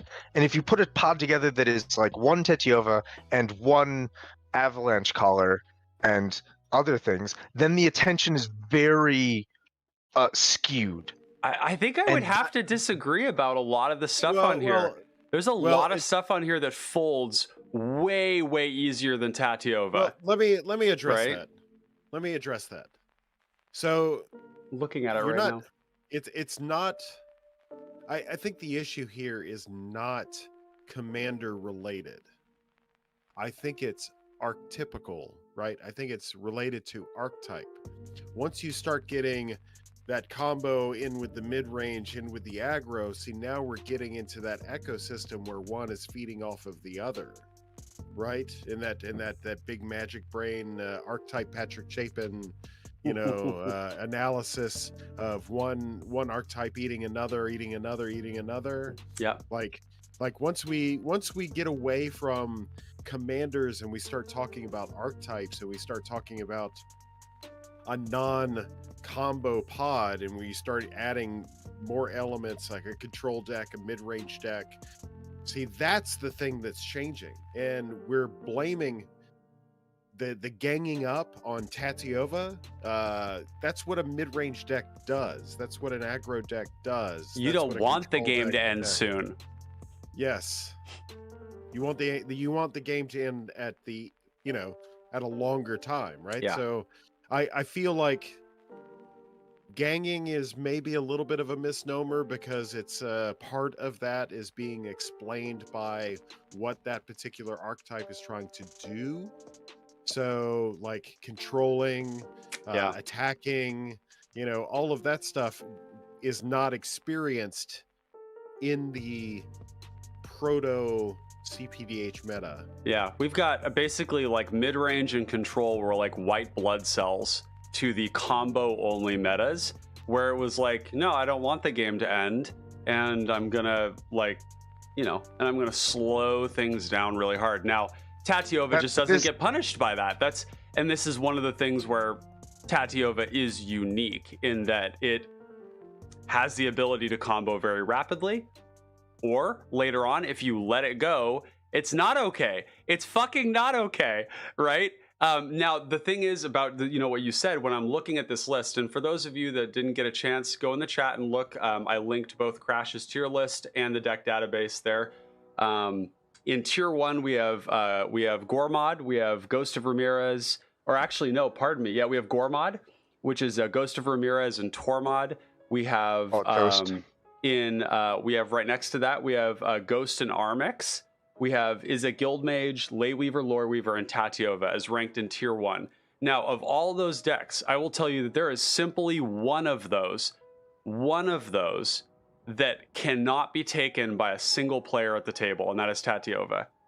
Because every single one of those, like for one thing, Tormod Ghost, this is a problem for way later in the game. This thing doesn't kill you on turn 7. Okay, this kills you on turn 15. Yeah. I've played the shit out of this deck. It is, and I've talked to Crash extensively about it. This deck is not intended to win. It is a possum deck to the nth degree. If you look at Ghost and Armix, bro, you bring friggin' Armix without Essior into a representative meta and watch as the white blood cells notice that there's a commander that kills everybody else's commander over and over and over again. I say representative because we're closer. That's the word I'm noodling. We're closer to representative at the Tryhards meta than anything that has happened so far. Okay. We don't have to compare. I don't know if that's true. I think it is. I think that we have a balance of archetypes and that everything is playable to a degree that was not seen before. I would absolutely not be arguing with you if you said balanced meta. No, I said representative. Yeah. I know.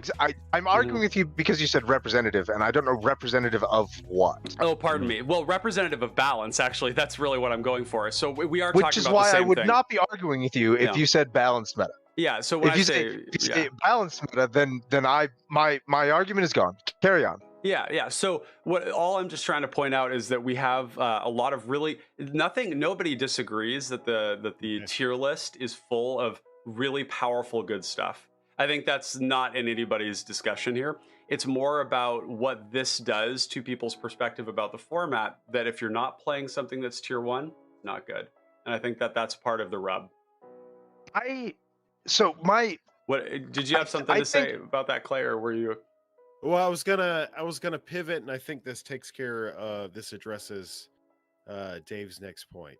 But I wanted to give him the opportunity. Yeah, hit it. Send it. My point is that I think that if you are looking at the tier list in a vacuum, if you are staring at a tier list without having any idea who Crash is or who Yalaran is or who Mentir is, if you're just looking at the tier list without knowing anyone, it is possible to come to this conclusion that if you're not playing one of these decks, then you're doing something wrong. I think a 30-second conversation with anyone in the format will leave you with the impression that it is a wide open builder's paradise and you should experiment and explore and do other things that are untested and not on the tier list. I think Crash is one of the staunchest defenders of format exploration and experimentation on the planet. I don't think that this idea that the tier list is anti-exploration or solved format or finished or complete or like the definitive resource. I think that no one would attack that idea more critically than Crash. And I think that talking with him would reveal immediately that he wants you to explore. He wants you to come up with a new deck that he has never heard of, and he wants you to impress him with it, and he wants to be able to put that on the tier list. He just wants to see it in action a dozen times before he commits to that. So yeah, this is where I was kind of going to go with that. Ryan and I and others on the selection committee for the decklist database have recognized that it would be foolhardy and impossible to create an all-inclusive list. There's no way. There's the pacing of the cards coming out. We'd have Please to. let me rest, Gavin. Yo, you think you gotta rest? We're 6 sets behind on the CPDH deck database. We don't even we don't have passageways here. We don't have Rilsa. We don't have Tor. We don't have. Yeah. Do you have Sicarian Infiltrator? No, it's not even on there. Sicarian Infiltrator is such an Infiltrator deck. So put my Infiltrator deck on there. It's fine. So it's good enough. If there's anyone that can appreciate, and Crash, I hope you're listening. You're probably not, but I hope you are. I think he is. He likes me. So I hope you're listening. I myself and the others associated with our project understand that it is difficult to create something that's comprehensive. Therefore, it's moronic to even try. So basically creating something that is representative of competitive potential is probably better. Now, you had your way of doing it. We have our way of doing it. I'm not suggesting one is no. Now, Ryan would say something else, but I'm not suggesting one is better than the. That's not what I'm suggesting.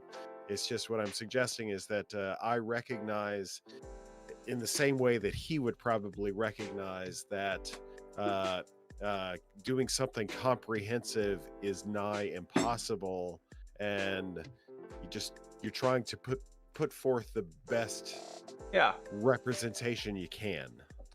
And the tier list has a bunch of fantastic stuff in it. There's no question about that. I don't think that y'all around and Crash have ever made the claim that their list is comprehensive. No. I think that they have the claims that they have made is that to the best of our current understanding of our current meta, these are the decks that we know with absolute certainty will hold up. Publicly, based on yes, our you're evidence. Correct. Yes. Publicly, you're correct. I think that the rub that I experienced when I first started this format was so much gatekeeping around what is good and what is bad, and that was really tough for me. Frustrating, I would say.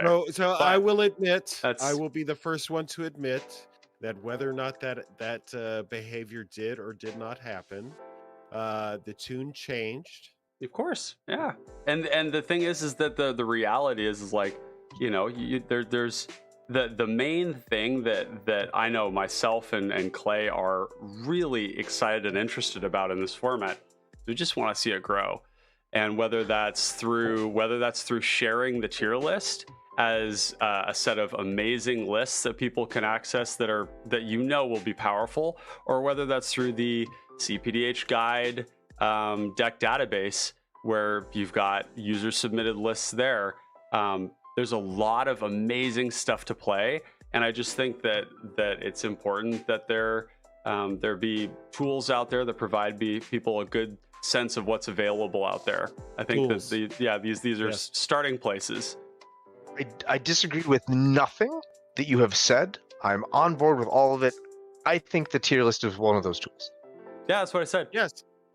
Good. Yeah. Excellent. I think like I share it with people. I generally share the database with people first because it is the tool that I think captures a broader array of stuff. Absolutely. And again, it's not supposed to be prescriptive, whereas the tier list is more prescriptive. It is saying these are the ways that these very, very top-notch decks are built. Whereas in the CPDH deck database, the things there are more of like, these are some powerful submissions that have been reviewed by a group of people and then voted on as to whether or not they sort of meet muster for CPDH.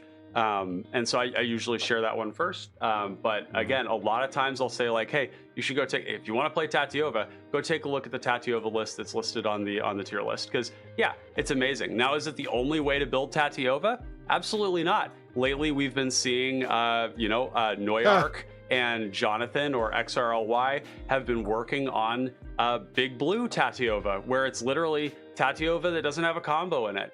Tatyova that just produces really big threats, draws cards off of its lands, ramps, and if we're name dropping Big Blue Tatyova, we have to include Fayamius, who built Tatyova as a casual deck 4 years ago.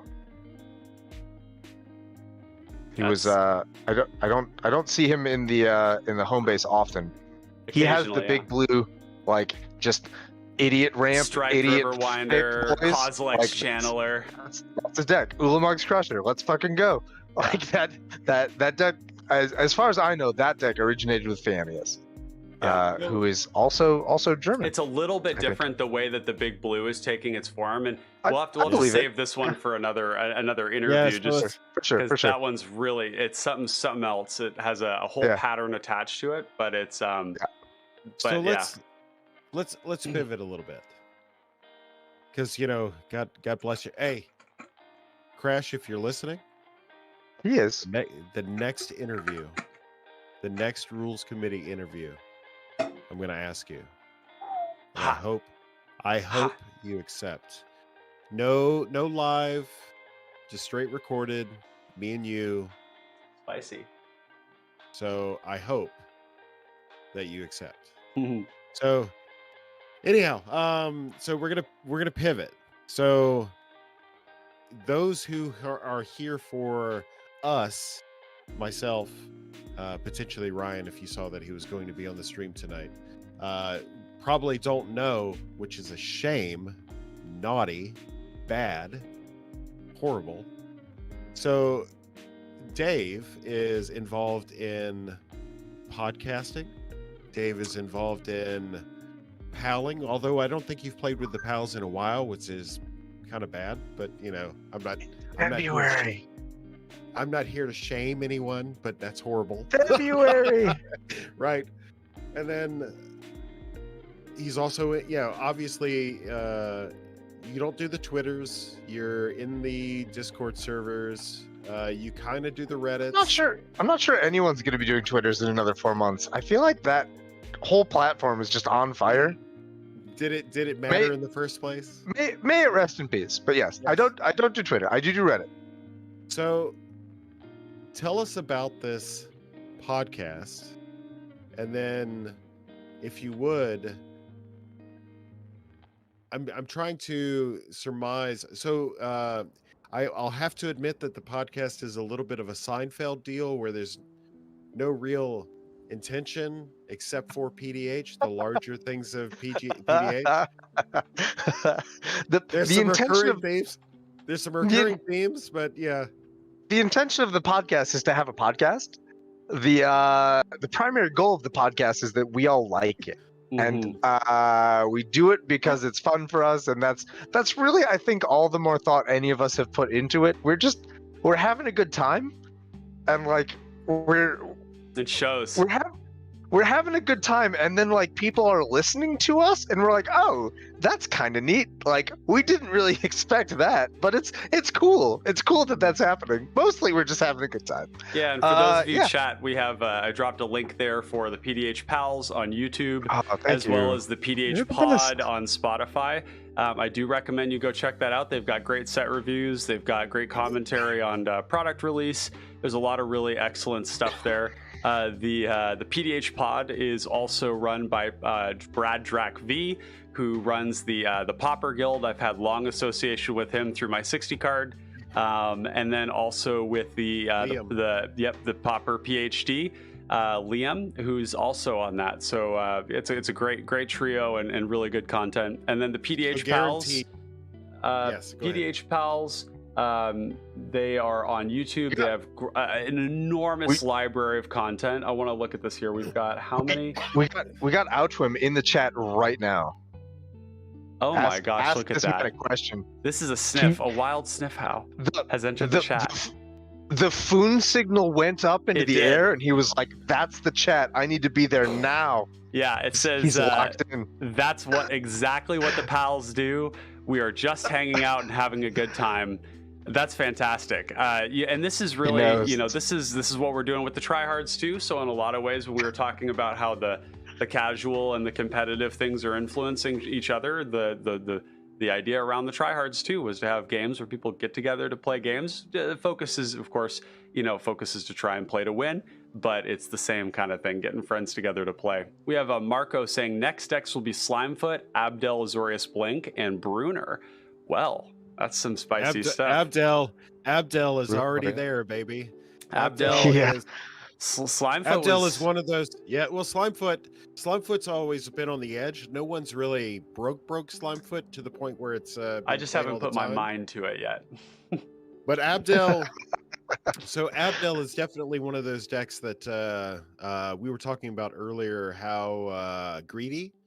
So Abdel being played as a completely greedy, all-in, flicker Morgana in the server locally, and then recently Gator, and then there's a couple of others that love Abdel. Oh yeah, it's Abdel there's so many different varietals of Abdel. We've got Matt Edwards, who built the CPDH version of Abdel using Agent of the Iron Throne.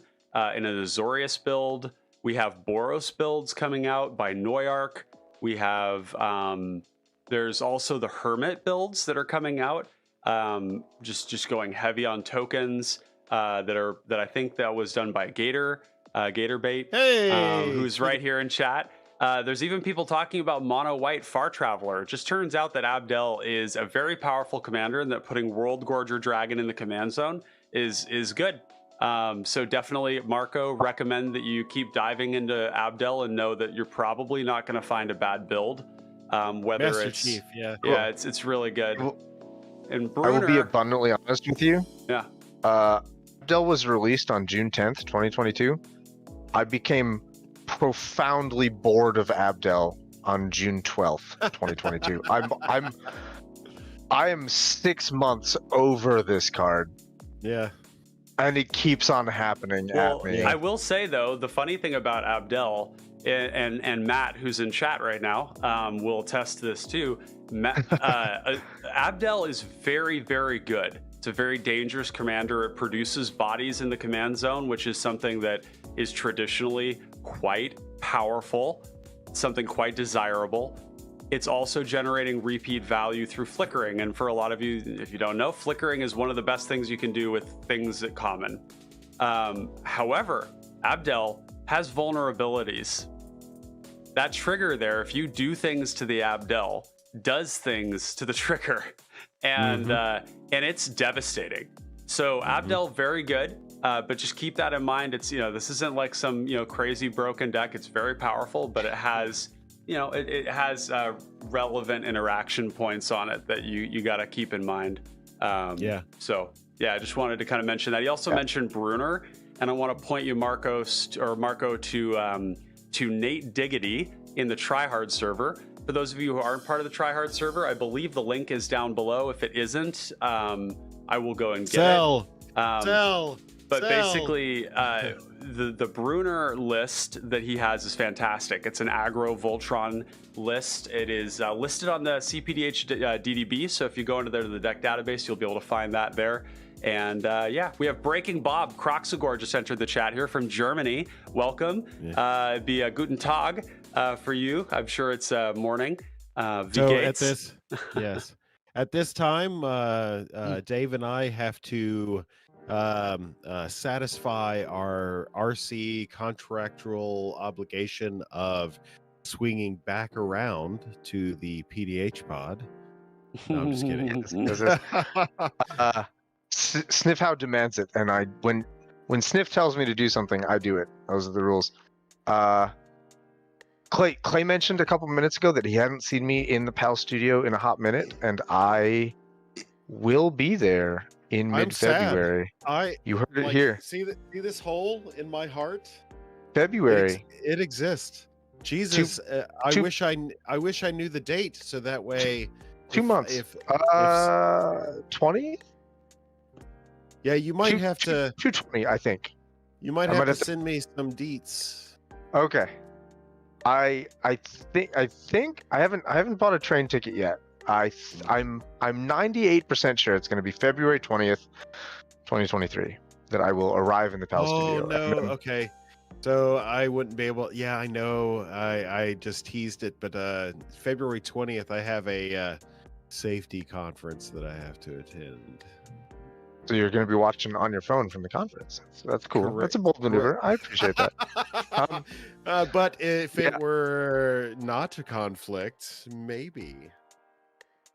I'll be there. I'll be there for a hot minute. So personal information.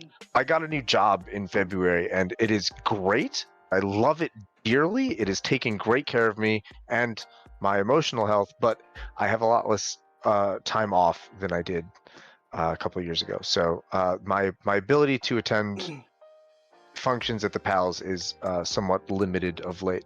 I get February break is a week off. I get in the middle of February, so I'm gonna head down to North Carolina around then.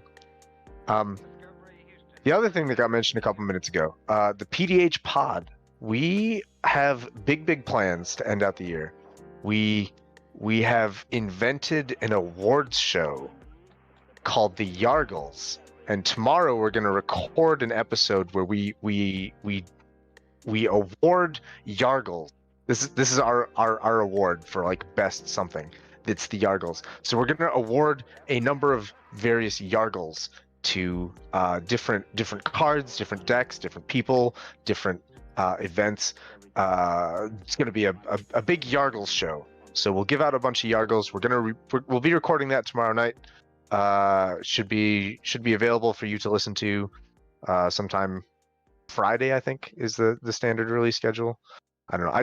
I show up in a Discord conference and I make noises with my face, and then I sort of stop participating in the podcast thing until an episode comes out. Brad does all the editing and the releasing and all of that. He's a champion. Brad's a does not stop to deliver. Yeah, very hardworking, very diligent. Does a lot of amazing stuff. The guy is everywhere. The man is tremendous, and like he's got this.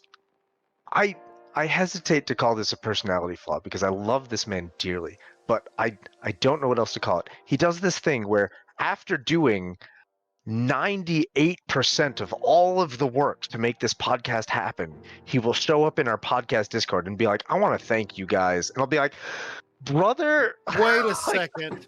Can we pump the brakes on the gratitude? Like, that is not how this works. Like, my man. Time out. Like, you said that PDH Pod has a Discord server. PDH Pod is a Discord server. You can, it's kind of a secret. PDH Pod is a Discord server. Not anymore. You can access it if you're a patron. Like we created a server. The three of us, it's Brad, Liam, and I. We created a server so that we could like execute the recording duties really well and like communicate with each other. And then after we had created the server that was just for the three of us, we made a Patreon. And after we made a Patreon, we were like, should we invite Patreons to the server? Like, would they be interested in this behind the scenes stuff that we do? Like, is this a place where you could talk about PDH? And we decided that yeah. And so we do have a Patreon server. we have a Discord server.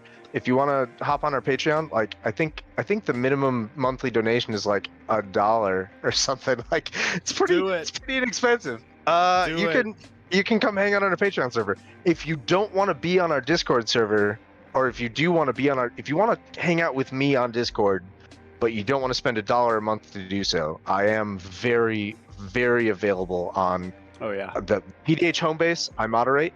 Tryhards, I'm a moderator. Pals Discord, I'm a moderator. PDH Pod Discord. Oh yeah. I'm a moderator. I got them all. I moderate all of the PDH Discords. I must say, I reached out to Brad. I was in the throes of my feverish mind. I was very sick all this week with like either RSV or influenza A, and it ravaged me. And I was sitting there looking at Twitter. Thank you. I was looking at Twitter. I saw Brad's post about the Yargle, and you know what? I messaged him. I said, I really like what you've done. I'm inspired. We'd like to do our own CPDH version of it. Would that be okay with you? And you know what? Yeah. I have it here. All right, folks. You ready for it? We're doing Yargles now? Oh, no. We're showing folks. These is not a Yargle, but a Battle Rager. These are going to be the Battle Rager Awards, CPDH version of the Yargle Awards. The Initiative Kid. Yep, this is Vicious Battle Rager. This right here is a great... He's angry, he's enthusiastic, he's basically like the patron saint of Thimbledorf Puent from the Forgotten Realms, for those of you who read those as an adult or a kid. And it's representative of a year that has been so profoundly influenced by the initiative that it is single-handedly made mid-range really, really good. And so we're going to be hosting our own version of this. We're going to have some polls, some viewer choice stuff. Whether this happens by the end of the year, maybe it does. Hey, we got 10 days. Who knows? But keep your eyes peeled. There are going to be CPDH awards given. So I just wanted to kind of throw that in there. I like how you have very carefully covered up Clay's entire face. I was trying to put this like somewhere better here. My face. This one. What a dick. We'll put it over Tatiova. There we go.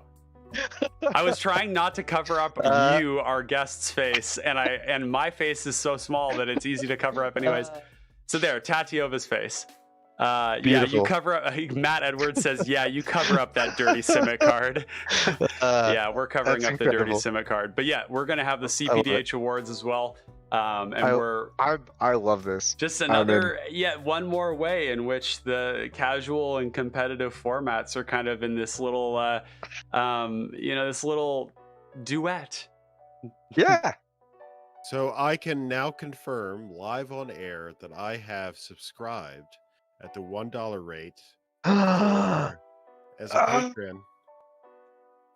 You can join our Discord. I didn't realize we were on PBS right now, where they're like, you see the call room and all the people, they're like, I just subscribed to PBS at the $5 level. And it's like all these this guy? Old white women. Here? Like I don't like this line of questioning. Old white grandma lady who's like, I would like to subscribe at the $25 level. And they're like, and fantastic, you get a mug. You get a mug and you get this special PBS edition flashlight and the shoehorn. I am number 25. And the shoehorn. Number 25. A bunch of random. Amazing. I have a bunch of that PBS shit in my house because my parents used to love PBS so much. No, I do love PBS. PBS is great. Yeah, Clay, you're in the server. We made it happen. We made it. Yeah. Ryan, so here's the slightly weird thing about the server. I said we created it so that we could organize and coordinate our recording. That means we brought our guests onto the server so that they could also record with us on this. We did that, I think, about 3 days after you were our guest. So you just missed it. So I've sent you an invite as well. Excellent. You can as by virtue of being our guest, you can come hang out with us on the PDH server. Oh, that is Alright. fantastic. Yes, be our guest. Be our guest. Be our guest. Our What service to the test. This is isn't that from Beauty and the Beast? Yes. Yeah. Okay. Man, I have a funny story about that. When I was young, prior to the point when I could make full sentences. Okay. My mom tells me the story that I would binge watch that show. I would demand nothing else but the Beast, and I would go Beast, and I would just call out for it, and she would just put it on repeat with the VHS. So she had the little like recorder thing that would like unwind the VHS tape so you could watch it again. I go Beast. Amazing. So to plug the PDH pod Discord. Do you have the link for me? It's in your. I can't DMs. though, Clay, because I've got you guys on Discord here. Watch what I happens, guess you'll chat. have to Watch wait. what happens, chat. When I click this, look, they're beautiful faces. They're gone. Gone. They're My gone. face Yep. gone. Yeah, it's the price of greatness and beautiful So things. there are some very wonderful and notable plus memorable folks, names that I recognize as I joined that server. So This is to all you secret folks out there who know who you are. Yes, I see you. wow. We had 13 people in here, 14 people in here, not but moments ago. I do want to take a quick moment, as I often do, but I have neglected to do this stream. We've had such amazing conversation here, to just thank everybody who has come and joined us today for this stream, for this conversational evening with Dave here and Clay and myself. It's really great to see everybody participating. Yeah, cheers to you all who continue to support this CPDH content and this community. We've got an amazing spread of people from all over the world right now. I know Findhorn. I actually can't remember where Findhorn hails from, but I know Gator. Is all the way out in Florida. We got Breaking Bob from Germany. We've got Noyark hailing from Colorado. We got people from all over the world who've been participating in this chat, and it's just awesome. We got Jin Shooting Star from Brazil who's been hanging out. We got cool. if we had Jonathan here, we'd have Australia covered too. But I just wanted to take a moment to thank everybody, and if you are enjoying the content, I am going to shill what we're doing here.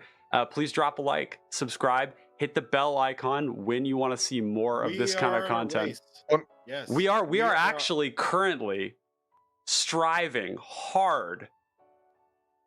Okay, I have been busting my fucking balls trying to get this to happen, but we are trying to get to 1,000 subscribers and 4,000 watch hours. And for those of you unfamiliar with it, YouTube allows you to monetize at that point in time, which means that we can get compensated for the time and energy. We're so fucking close.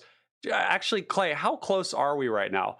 We're at 943. and So we need 57 subs, and I believe we need 57. God, I almost wanted to sub out the word sub for like beta males or something, but it's such a. So we such need less than 500.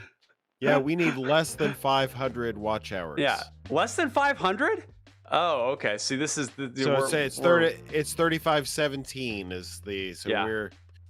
Yeah. So Buenos we're, noches, FP Han. Yeah, FP Han from Brazil as well. Also Sao a Paulo. regular.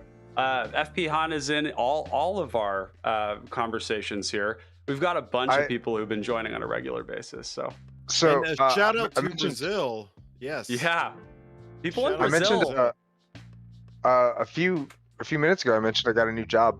An enormous part of my new job is trying to teach math to the English language learning population Oh, at my high school. ESL. Okay. And I am, as part of that, I'm trying very hard to teach myself Brazilian Portuguese. So right now, my vocabulary is limited to sentences like 4 vezes 8 igual 32. which is not very interesting. But we're working on it. We're getting there very slowly. I also know things like adios hermano. So we'll use that one later. I'll hold on to that one. Yeah. Well, it's just it's a really wonderful community that we have here, just like the PDH pals cultivated, and wanted to take that opportunity to thank you all for coming and joining. We've got Marco from Florianopolis in Brazil. My tongue had a tough. It's been a long time since I lived in Costa Rica. Obviously, we're slightly different languages here with Portuguese and Spanish, but still, it's just great having everybody here, and it's cool. There's a really big worldwide, there's a broad appeal of this. Never mind the strange wife behind me. We have global, worldwide, appeal for this amazing format, and it's just great to see everybody gathering here with a shared passion for it. Absolutely. It's really exciting. So we have Breaking Bob saying, I have a feeling that the Pauper community is quite big in Brazil. We could talk about, we could let the Brazilians talk about it. They could tell you, they can confirm what I'm about to tell you, but the Pauper community is no bigger than in Italy and in Brazil. In Italy, they have Paupergeddon, which literally sells out like that every single year, regularly attended by the likes of Andre Menigucci, some of the biggest names in Magic.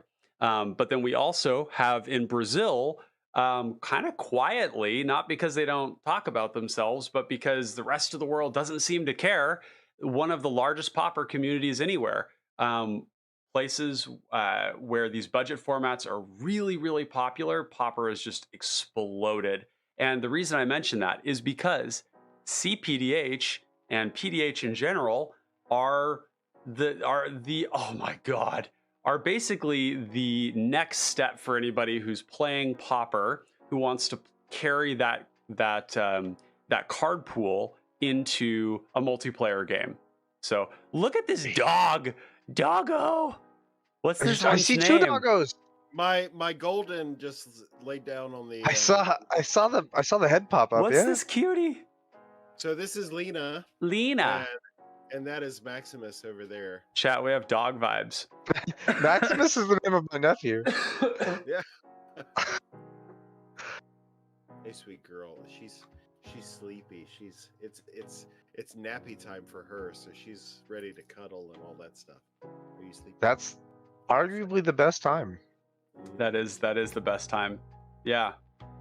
Well, chat, do you have any other questions for us here while you've got us here? This is an opportunity to ask either Clay or Dave any questions you've got about the format, about their involvement in the RC.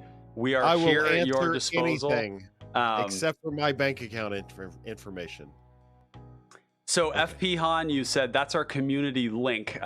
The only thing is that unfortunately YouTube slays links on site when you post them in our streams. So I'm sorry for that. If you want to send that to me on Discord, I can provide the link to the community that you've referenced. I don't want it to do that, but I don't have a way of turning it off, unfortunately. So Marco Aurelio says, thanks. I started a pod on my LGS. Here where I live, people don't play PDH, but it's about to start strong. That is wonderful news. I love it when people try to spread this format, Pauper or anything eternal and common.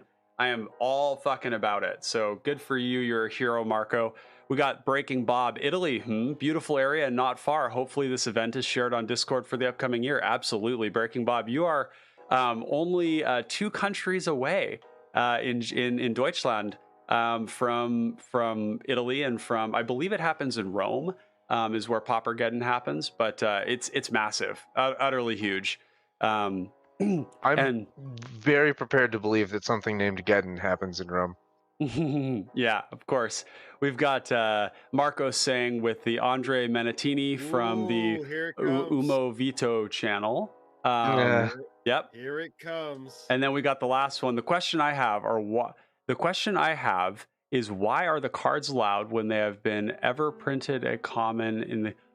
So Thanatos asking, the question I have is why are the cards allowed when they have never ever been printed a common in the command zone? So I think what he's trying to say is the opposite of like why commons aren't allowed in the command zone. He's either asking why are commons not allowed, or why Like, isn't command zone exclusively commons? Because I mean, there's an argument to be made that the name of the format is Pauper. Oh, right. It's weird that we allow cards that have never been, like Boggle. Yeah. Boggle has been a common. Yeah. So but it's also been uncommon. You're fine, Thanatos. Yeah, you're fine. If you want to just confirm for us whether it's a question of commons being in the command zone or why commons aren't in the command zone. Is the question, should I be allowed to play Ponyback Brigade, which has only ever been common? Or is the question, why am I allowed to play Parcel Beast, which has only ever been uncommon? I guess I could. Why are cards allowed in the command zone if they haven't been only uncommon or high? Oh, so things like Boggle has been uncommon, but it has also been a common. Yeah, we're. Oh yeah, yeah. We are. I can explain. We have, as a rules committee, we have chosen. Generally speaking, we have chosen the interpretation that is the most inclusive for all things. So there's a handful of cards that have been uncommon, but they have also been common. Like there's cards that started out as uncommons and then they became common later, like they got downshifted. Things like Dimir Guildmage. If we had a restriction on this list that said like things that get common printings are not allowed, that means that everyone who had built a Dimir Guildmate deck just lost their commander, like because of a downshift, their deck became illegal, and we don't want that to happen. Yeah. And we have cards like Crypt Rats that started as a common and then became uncommon, and we also don't want this situation that says like if something becomes an uncommon, you have to know what it started out as, because maybe it's not illegal in that case. So like the simplest way to present this rule that involves the most inclusion and the most buy-in and the most participation from everyone is if any creature has ever been an uncommon in any set, then it is a legal commander. So specifically to what Thanatos just said, like the official definition of rarity is the lowest printing of the rarity. So that's in that format, in the Pauper format.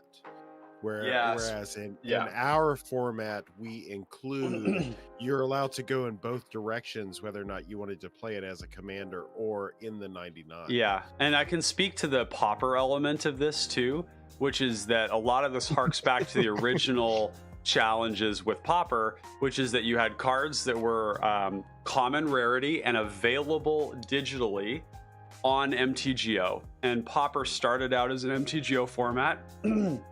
And when people started to play in paper, they found, oh, that's interesting. Cards like Merchant Scroll are common rarity originally, but they are not available on MTGO. So so basically paper and digital had two different, not ban lists, but like different cards were legal. And then you had the real big mix-up, which is when you had Battle Screech and Chainer's Edict that were basically entered into the format as well through Vintage Masters. And so eventually Card Kingdom, which is in Seattle, a Mox boarding house, basically had these big tournaments where they did a unified ban list, and they had all of the cards. They basically said any card printed or released on MTGO as a common ever is legal in our tournaments. And so that was the model that WotC ended up taking and using for the Pauper legality. And there were still some weird outliers, like Rust, for example, I believe is not on MTGO. It's only in paper. So anyways, yeah, we've got a couple of questions here that have followed after that. FP Han asking, could allow common legendary cards. So currently those would not be legal because they are not uncommon, even if they are legendary creatures, as you would expect in EDH. There's a couple of examples. It's just not the creatures too. It's the legendary commons. Yeah. They're speaking towards the backgrounds is what they're speaking towards. Yeah, exactly. So that's a. I I'm can gonna take down the other questions, but yeah. I'm gonna out Dave, and Dave would probably out me because we're probably the two most outspoken people that voted in favor of the common backgrounds. So sorry, buddy, I didn't mean to. So where Dave would say that screw that. Wait. Damn the RC. Play what you want to fucking play and play the common backgrounds. I was advocating for the common backgrounds because I want to play. So this guy right here, this guy wants to legitimize this format at the LGS. And what that means is rules matter. And in a format where rules matter, we have to smartly delineate, whether or not something is valid inside the command zone or not. I've seen having the benefit of interviewing a number of RC members at this time and having deep discussions on that particular decision. I can see the validity in the way that they're processing. Of course, I can see the validity. I don't have to agree with it, but also I can be outvoted. So yeah, it's only the outcome of the ruling when it comes to commons and uncommons in the command zone is only restrictive and to the people who want uncommon planeswalkers, who want to play with things, because there are no power level concerns for the cards that it would introduce, which is the main concern. I think from like a gameplay balance standpoint. The second thing being and maybe even primary would be just like consistency of language around things. But the RC chose to take the more restrictive route on that, and what we have here is we have two RC members who both voted in a way consistent with expanding the options available. Firestarter. So for those of you that don't know, Discord Alkadron's name in the Tryhards is Alka Damn the RC Drawn. Yeah. I didn't originally come up with that. Someone, Clay is originally the source of that one.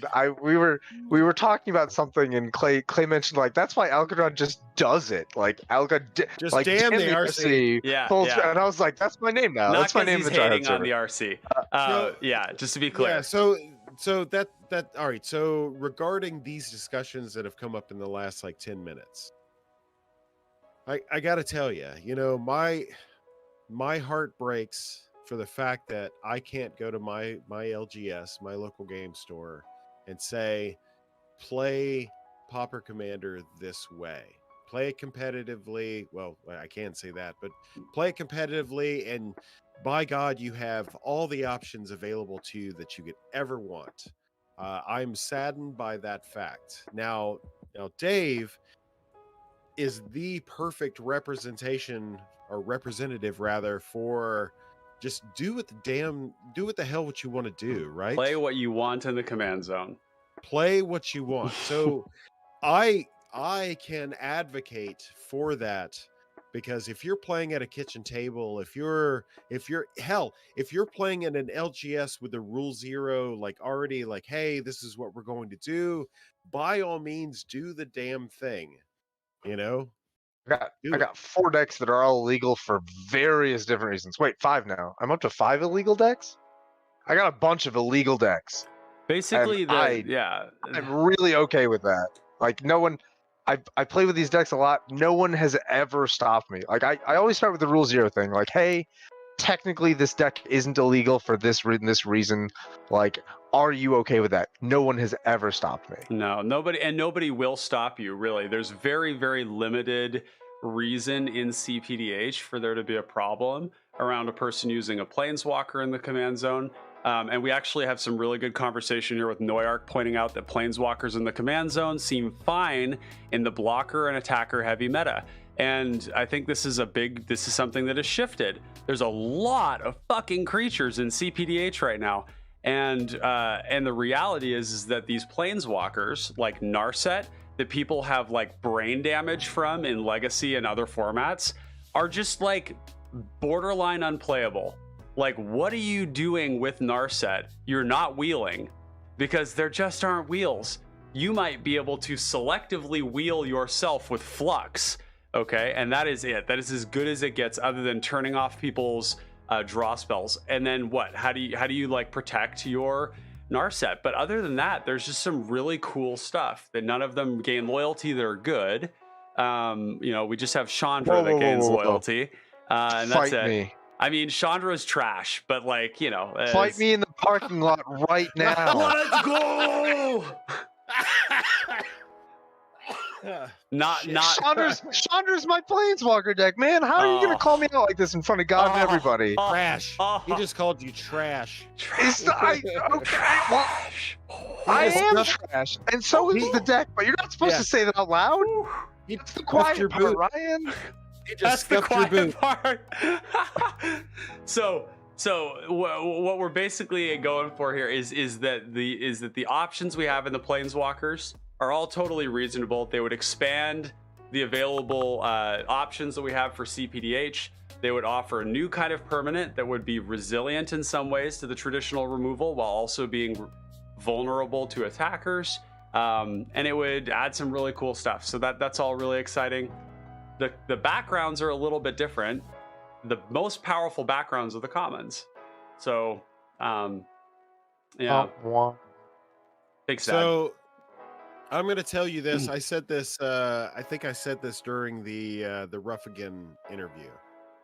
I'm going to walk a very fine line here. I'm not suggesting that you playing these things in abundance will serve as an opportunity to disprove whatever assumptions the RC had on. That's not what I'm suggesting. What I'm suggesting is that if we normalize certain things, then you may or may not have an effect on future decisions down the line if certain concepts are normalized. So yeah. I will fight for your right to, in your efforts to normalize planeswalkers in discussions, common backgrounds in discussions, all of that stuff. Yeah. But I can't guarantee an impact. I'm not disagreeing with Clay here. I'm going to say something differently than what Clay did. I'm not trying to. I don't want to go against it. I'm just going to say a different thing. Damn the RC. Doesn't matter what they say. Like, if you want to play with a common background, play with a common background. If you want to play planeswalkers, do it. Like, you don't need to do that as like some sort of insidious like revolution agenda to get the rules to change. You can just do it. Like, you don't have to wait for someone to give you permission, man. Yeah. Like, just play what brings you joy, and if other people are upset, all right. Live your best life. Yeah. That's what I'm saying. Yeah. I think there's an element of like, for the people who don't want to be able to, who don't want the feeling that their deck is illegitimate because it's has to be rule zeroed in. I think some of those people feel more strongly about actually engaging in behavior that over time could change the rules of the game, right? If there's like, if everybody is just like rule zeroing in CPDH to get the planeswalkers in there, to get common backgrounds, eventually one has to surmise that there's just going to be an increasing level of people who are kind of like, why do I have to continue to rule zero this? Like, why is this an issue?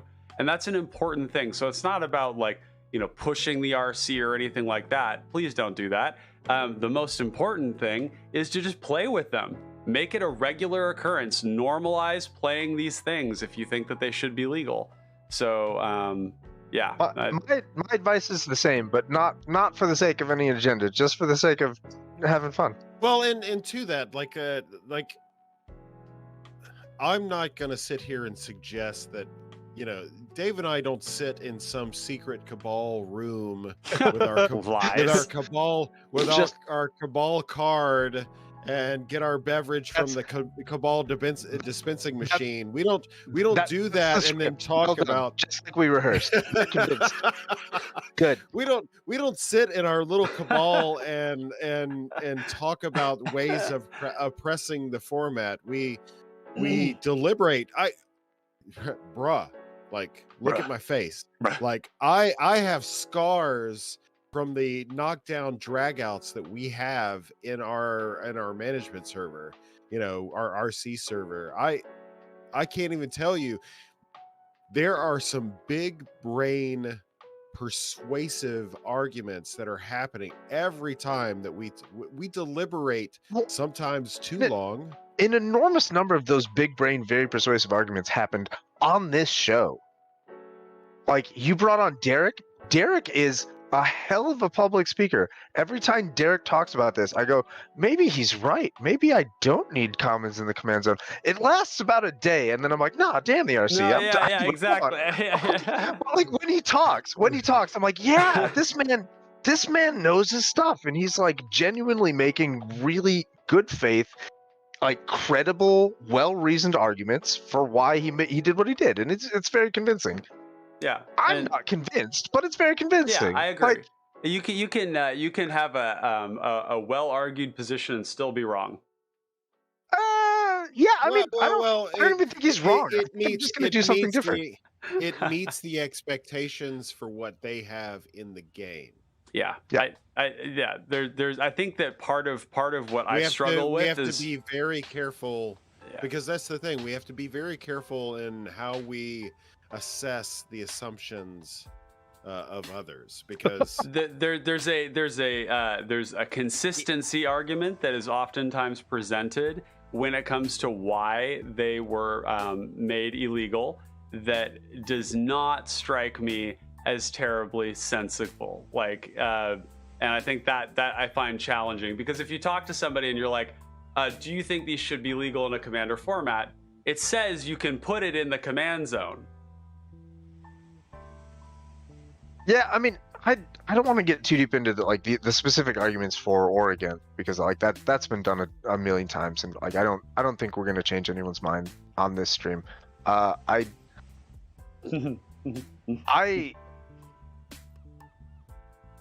did I want to add here? A decision has been made. You do not have to abide by it. Do what you want. Live your best life. Play the decks you want to play. Yeah. So I would suggest that in addition to that, the decisions that are made aren't done so lightly, and it's true. It's not in the absence of consideration for the player base. It's not like we just sit there and think about ourselves, and we're not Sheldon Minery where we're like banning things that have been used against us. Is that really what happened? That's a trope. That's a trope that people say about Sheldon Minery. Did we just bring this back to Ristic? Yeah. So I've absolutely done that. Let's not. So like to the point, we don't sit around and go, hey, this is going to be the most inconvenient thing for the player base. Let's do that. I promise you, we are trying to do the best we can it's a holistic view, and it's a democracy, and sometimes Dave and I get outvoted. Yeah, absolutely. Yeah. I haven't been a part of the winning vote since Ristic and Mystic. I've been outvoted on every single issue. Same, brother. Same. I did want to bring up a question we had here from Marco. He says, "What are your favorite decks?" Oh, that's a big question. I can start. Do So it. I pride myself, and this is going to be inflammatory in just me uttering the words. I pride myself in being probably the most prolific Tatiova player outside of the home base. Okay. Yeah, I believe that. Definitely. So in my Tatiova journey is a torrid one because I was abused by Tatiova in the early days of my CPDH experience, and it was like almost a Stockholm syndrome where you've grown to love the thing. I studied as an opponent of Tatiova. I studied Tatiova relentlessly. The ins, the outs, the pain points, the choke points, the decision points, all of that stuff. So much that I was like, why don't I just play this thing? And then I discovered that in my playing of the deck, I'm actually a really competent pilot of the deck. So like it's like this weird like hate story that turned into a love story. Like my deck is about three to four cards depending on how Crash does his thing. Mine's 3 to 4 cards different than Crash's, and that's just meta calls, basically. Yeah. Totally fair. Yeah. And what about you?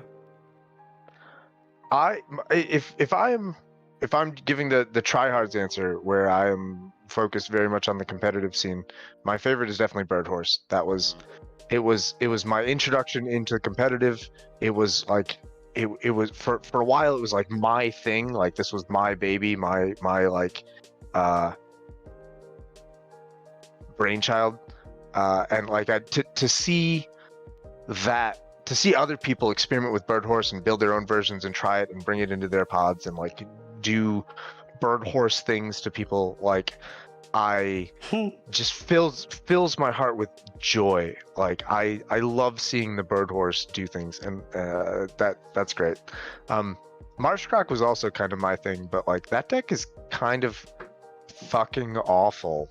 So maybe it's the pilot. Maybe No. Not awful bad. Awful as in awful in to play against. It is just, it's awful to play as well. Like it is a miserable grind for the whole table, and I love it, but like it takes a very specific player to play kind that. Of sicko. Yeah. I have to be in the right mood to enjoy a Marshcroc deck, and that mood is abject nihilism. So those are my competitive decks. If we're talking outside the competitive realm, my favorite is some combination of Serkera the Bold, Dragon's Approach, or Azra Oddsmaker, Aggression, or Mardu Rough Rider Memes. I think those are the three casual decks that I'm the most enthusiastic about on any given day. And it's like they're all very red. It's just different progressions of mono red, red black, white. Like it's just, this is, if you start with mono red and try to increase your aggression by adding colors, you just get this red Rakdos Mardu plan. Yeah, those are my favorites. That's awesome. Yeah.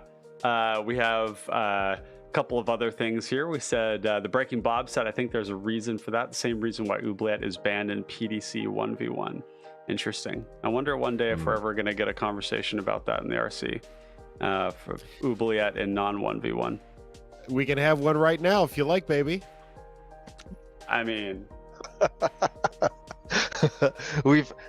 so I'll be honest. I'll start. Go. Oubliette is fine. Go. Right. I will say that I have had this conversation no less than 4 times in the RC Discord, and every single time the entire conversation is exactly what Clay just said. Like everyone goes, Oubliette is fine, and I go, okay. Like you're the experts. I'm here to fuck around with Mardu Rough Rider, man. Like if you say Oubliette's fine, then I trust you. I will concede, because Ryan's point is that Oubliette stops you from doing the commander thing by playing and maintaining your commander. No, wrong. No, It's because you can't cast your fucking commander again. Yeah. No, I have big problems Breaks with the Ublia. rules. Breaks the rules. Vanishing should go too, even though it sees almost zero play. I'm about to change that, but like, you know, I'm about to make people Vanishing. cry tears of blood. No, CPDH, so people don't play Vanishing for some reason. I play Vanishing in my mono blue decks. It's double blue is really intense. It so is I only intense. put it in my mono blue You need to decks. be a ramp deck. I do play it in my blue decks. So, yeah. What I'm suggesting is that if a mantra, if not the mantra of CPDH, competitive Pauper Commander, is flexibility and the being able to answer certain things, right? Then this falls underneath the umbrella of that mantra. So if oubliette exists and you do not have an answer for said oubliette, sucks to be you. You should have planned better. You know? That strikes me as a fucking awful take. The fact of the matter is that phasing interacts with the way with the command zone that it shouldn't. I agree. And so that is we are both see this is great. I am a serial caster of oubliette. So I cast it all you need the to hear time. this. You need to hear this. Two things can be right at the same time. What I said is correct. Oh, sure. What you also said was correct. Yeah. No, those two things don't negate each other. Yeah, so I find that like the idea that you should have answers for enchantments in your deck to be a really good one, right? I don't think that people should have to do that or should do that simply because of oubliette. People still should be running Feed the Swarm in their black decks. People should still be running Return to Nature in their green decks. Farika's Libation. You need to be playing ways to sacrifice your commander at times because it's going to die. Because there's other enchantments Yes. that are affected Yeah. by, yes. And you play exactly. Break Ties in your deck. All that aside, I would still do all those things even if oubliette wasn't in the format. I think that oubliette getting passed around like a dirty sock is one of like the least cool things that happens in a CPDH match when blue players only have Into the Royal to bounce it, and then it just gets reused over and over again. So I've been thinking about that because you've actually expressed that sentiment a couple of times before. That becomes less and less of a factor or what have you as there's less blue being played. Now in the beginning when it was blue X, mandatory because of Rhystic Mystic and all of that and the fallout of all of that, I would say yes, absolutely. That was kind of critical because Into the Royal just resets the oubliette and it's just a horrible time. Echoing Truth, Boomerang, fucking. So as we transition away to blue being the best support color, not the best primary color, but the best support color, I think things have changed slightly, maybe not completely. So I would like to think that oubliette, the circumstance you were talking about where oubliette being passed around about the whole reset and bouncing and all that stuff is less likely to happen now because folks are either playing to their outs in their color, e.g. green or white removal, or well, we have some feedback here from Findhorn Brownie saying, I think in PDH in general, oubliette is finer because there's so much more finer, so like more okay, because there's so much more enchantment removal in decks after Baldur's Gate. Oublietting a commander in casual is just rough. Because they're not playing removal. Yes. Yeah, I mean, I think it kind of, you're right that the options have expanded dramatically. Of course, if we're talking about red, the sole option you have currently is to lightning bolt your own commander. Sacrifice. So this is Scour from Existence Erasure. Okay, let's be real about Scour from Existence, though. This is Goblin Firebomb goes in Artifact Synergy deck. This was halfway full. Oh my god, Dave, you telling me that Scour from Existence is the reason why oubliette is okay makes me want to drink. No. Okay, I don't. I'm being sarcastic. I know you are. So Yeah. Yeah. Seven mana, exile target, permanent. Instant speed. Instant speed. Here's wow, yikes. I'm just now seeing Clay's bottle. I'm watching the YouTube stream. Oh, okay, yeah. I'm You can behind. look at it on Discord, and you'll see the the stream of this. Right, Might be a better way to do it. When I alt tab to Discord, I can see Clay in live time, and then I don't see you. If you go to the stream that I've got, it shows all of us together. Oh, that Bingo. sounds okay. There you go. I see. I know how computers work. No, so two things. Thing one, Ryan, is I don't play mono red in competitive PDH, and there are one of the reasons for this is Oubliette. Thing two is I'm very much with Brownie here. I think that Oubliette in the competitive scene is a really powerful answer to a deck that is very, very difficult for a lot of decks to deal with, but not impossible. And it requires some investment on the caster's part. You need double black. You need to cast a 3-mana removal spell at sorcery speed. You need to open yourself up to counters and removal and getting blown out. And so, like, I think that it is not the boogeyman that like we think. It's not Ristic. It's not Ristic. You're right. It's not Mystic or Ristic. Like Oubliette it's always a feels bad. It's always this terrible, really garbage moment that I hate to see happen. I don't play Oubliette in any of my casual decks.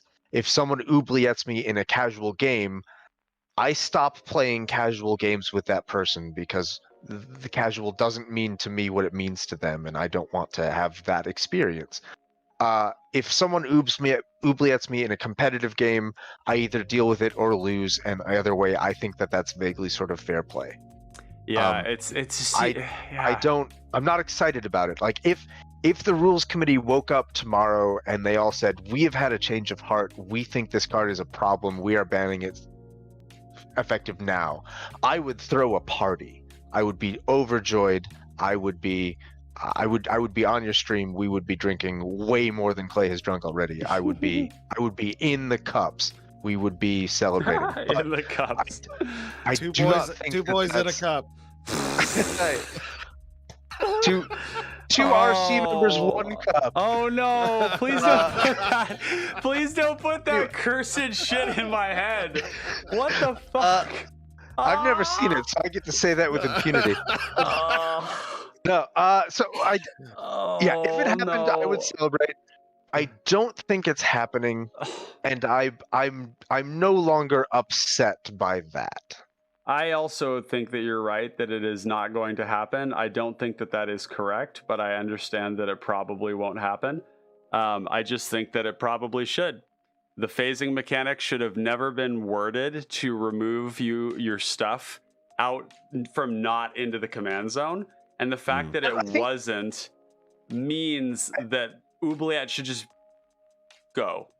Oubliette should be an exile effect. Yes. Oubliette was an exile effect for 23 years. And then they fucked it up. And then it was an exile effect with extra text that preserved counters and auras. And equipment. They couldn't fit that on a card, so they changed it to phasing.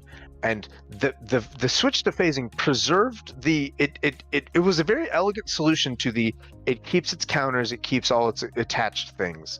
It was an elegant solution to that, and I think that they really tremendously dropped the ball on the how does this interact with commanders. Because for 23 years, if someone oublietted a commander, you could send it to the command zone, you could recast it. It wasn't a problem. Yeah. I think so. Oubliette, I think, is singularly the problem because it says it phases out until. Yeah. It is the only card in the game with this text. Vanishing, I don't think, is a problem. Yeah, like, and phasing something out in a way that it will come back to you on your next turn. Like I recognize that that vanishing, you can just phase it out again, but that's super mana intensive. And at the start of each turn, you get a chance to interact with that. You can come up with a sack engine. You might be able to, pull your commander later. Yeah. You can respond to the vanishing activation with So, a bounce spell. Yeah, Spencer does have a question here about what's wrong with the deck losing access to the commander in a competitive setting, other than just saying it's a commander, of course. The problem is that CPDH and Pauper Commander is a very, very commander-centric format. The difference between commons and uncommon creatures, the delta is massive between a Sailor's Bane and a fucking Llanowar Visionary, right? Like, and that's actually an argument that comes up on a semi-regular basis on the fact that you know, whether or not and it's this phasing cyclical thing that we're ephemeral thing that we keep talking about how we're, you know, in this cycle of experimentation with commander-centric stuff, non-commander, you know, commander agnostic decks. It's everything that we're doing right now, and large, because this format is so wide open, we go through these cycles, right? And these cycles all starting to tighten.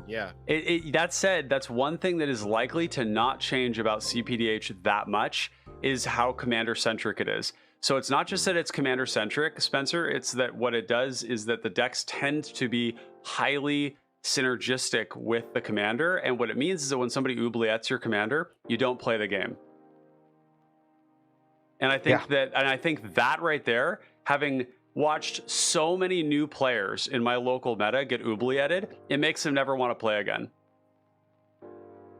It's a really shit experience, actually, to like have your commander oublietted and to know that your answer has already been exiled, or you've already cast your answer and you have no way to get it back. The problem is, so yes, you do have ways to get your commander back with certain cards, but most decks reasonably can't run more than like 2 to 3 of them. And if your deck doesn't draw lots of cards, you're just fucked. You're just fucked. Your commander is there until that player dies. And it does weird things. Like, I've seen games where there's 3 oubliettes getting passed around by a bunch of blue players, and it's just like, oh my god, it slows games down enormously too when somebody loses their commander. It's like, what are you supposed to do to try and influence your chances of winning the game? Are you supposed to collude with somebody to get that player dead who oublietted you? Maybe. But also, I don't know. It's weird. To pivot just slightly in the same context, right? Ghostly Flicker, that combo is the most prolific combo that we have available to us in CPDH. And by and large, it is commander agnostic. So there's this weird divide between like hyper focusing on a commander, like Tidal Bore is a perfect example of this. Tidal Bore is played nowhere else except for Tatiova, and the reason why is Tatiova specifically provides the environment for which Tidal Bore can function as a combo card. So you'll have commander specific combos, and then you'll have the commander agnostic combos, and more often than not, I feel people will try to shove the, you know, like a flicker combo or a knack combo or something like that into a shell, preferably with a commander that can handle or otherwise exploit that. Yeah. And Spencer, you responded here saying, take what I say with a grain of salt because I don't play much PDH, but for the sake of argument, could that just be a deck building flaw? Said with respect, of course. Oh yeah, no, absolutely. We take these are great comments and questions, and we appreciate it all. We totally interpret it as such. So you're absolutely right. And in fact, I went on a spree of deck building about 6 to 8 months ago, where I was really focusing on commander agnostic type decks. A good example of this is Mayhem Devil, which has a lot of built-in synergy with Mayhem Devil, but the deck does not need Mayhem Devil to work. It's just Rakdos good stuff. And then over the course of the game, you build up a surplus of blood tokens and treasure tokens, which can then be deployed once you do resolve the Mayhem Devil as a way of staxing the table of their stuff, basically, of like killing their main important creatures. So yeah, there's that. There's like there's a lot of newer decks that are more commander agnostic because of various different builds. So, and then Finhorn Brownie saying, in my opinion, no. At Common, we just don't have the individual bomb cards that can sustain your game plan if your commander can't get out of the RC or out of the command zone. Yeah, I would say that's partially. We've got some cookie shenanigans happening in the background here presently. We've got Obstinance saying, "Give me that cookie. Give me that cookie." I don't have no cookies. I don't have no sweets. I gotta get. All I have is a freezer full of huckleberries and blueberries. So I'm gonna get some of that while you guys continue to chat. Righteous. Okay, so let's see where to pivot from. Like, I still like the. I'm still kind of hooked on the unknown bent because the whole premise of this series was leveraged on the information that is largely unknown about our current RC members. For example, and I'll start. Nobody. No, that's unfair. I rarely get questions specifically about myself because I'm the one that's usually offering the questions. So, for those who don't know, I'm a military veteran. I was in the Army for 12 years.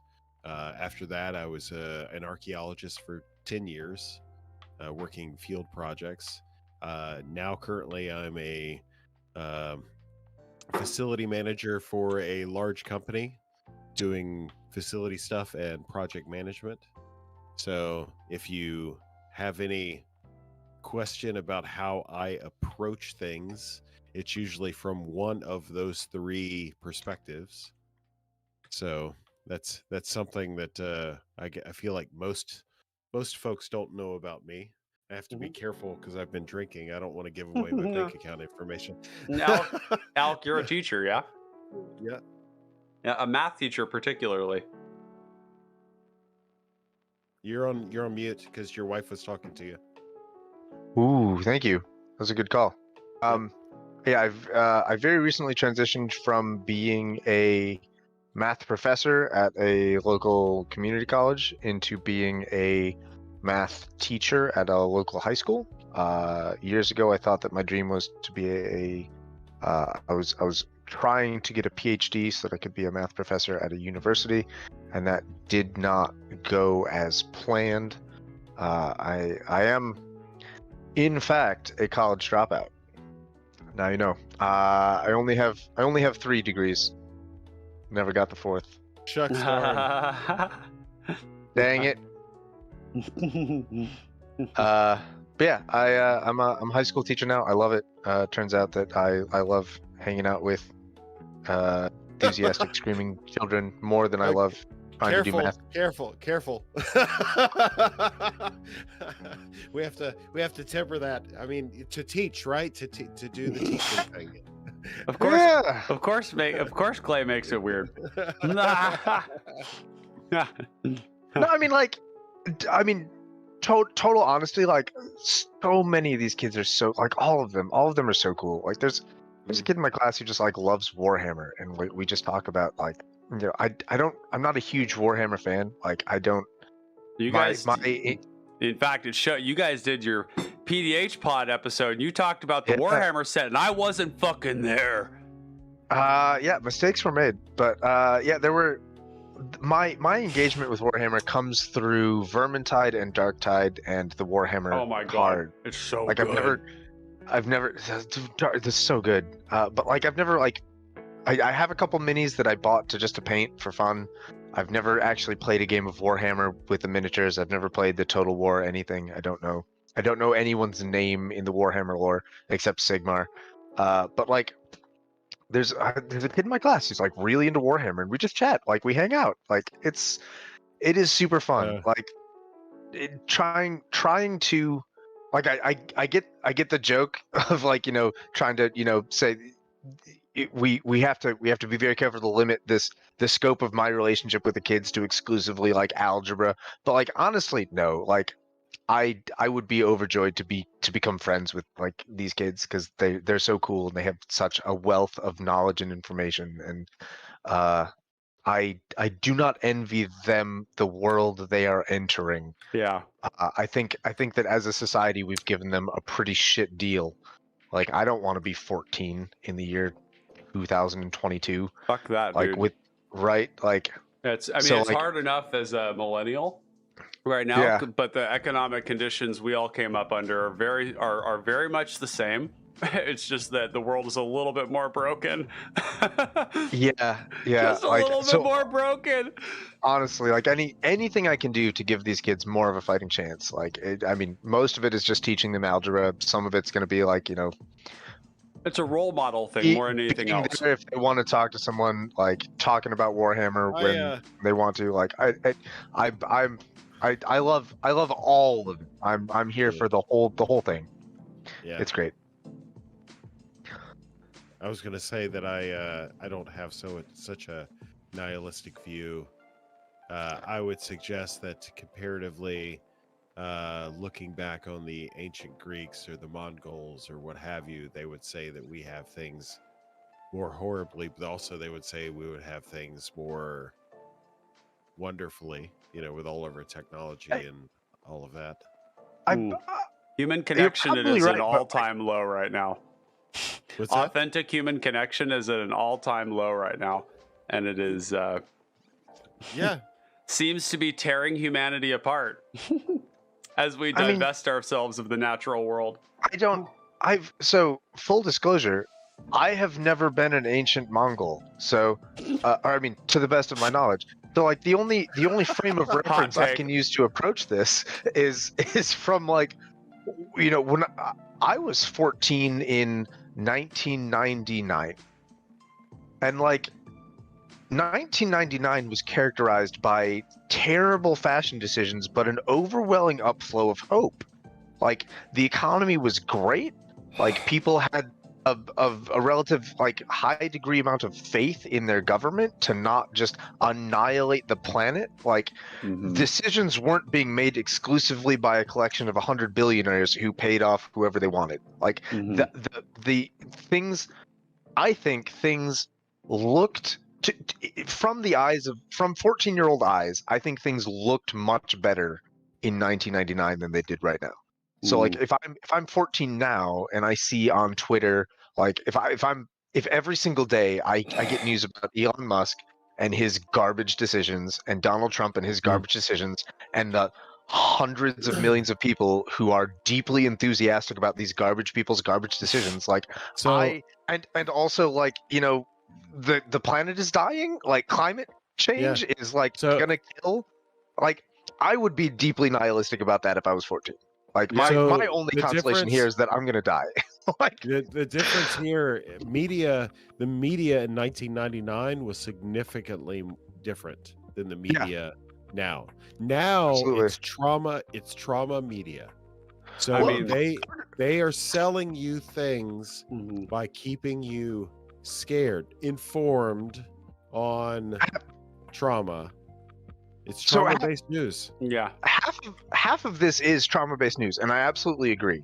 Like the people who are in the business of selling news are selling you the bad news because that's what makes them money. Absolutely, that is happening. The other half of this is that there's media in 1999. Media was overwhelmingly paid. Like the media that you got was the media that people paid for. Like Twitter wasn't a thing. Like Facebook wasn't a thing. You couldn't just like you didn't have a live feed of your 300 closest friends constantly giving you updates about everything going on in the world in 1999. Like that wasn't a thing that happened. And like the people who make money out of this, yes, they are selling you the fear news. But like even the people who aren't making money, like they're just like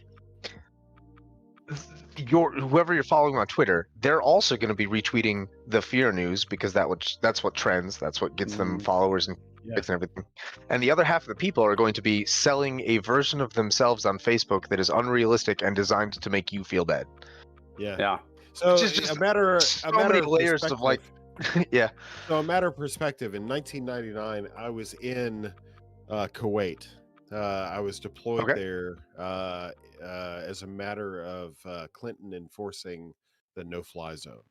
And interesting. I had Saddam Hussein launched Scud missiles, which were basically 55-gallon drums welded together with munitions and explosives and all that stuff, launched in our direction as we were trying to enforce, for whatever that means, a no-fly zone between Iraq and Kuwait. I'm not trying to inject anything political. I'm just suggesting that from where I was sitting behind the bunkers, the sandbags, the what have you in Kuwait, my life was completely different than yours in 1999. Yeah, I was a freshman in high school. I was having the time of my life. I was smoking Cuban cigars, laying out on ballistic bunkers. So these bunkers that we were designated to run into whenever the air raid sirens went off, we ran in there, and if we had a mask, an NBC, nuclear, biological, chemical mask, we would don that mask. Yeah, I was laying out in my short shorts, getting Kuwaiti sun while I was smoking on my legitimate Cuban cigars that I was smoking. So life takes a different approach, a different tact, depending on where you're at and let me ask you this then. If we frame this not as where were you in 1999, let's frame this as where were you as a 14-year-old? What was take us back to the year of our Lord Odin, when Clay was a 14-year-old young man looking out at the world through 14-year-old eyes. What did Clay see? So that would have been approximately 90-91. The Berlin Wall had just fallen. So okay, all Soviet of that Union stuff. related stuff.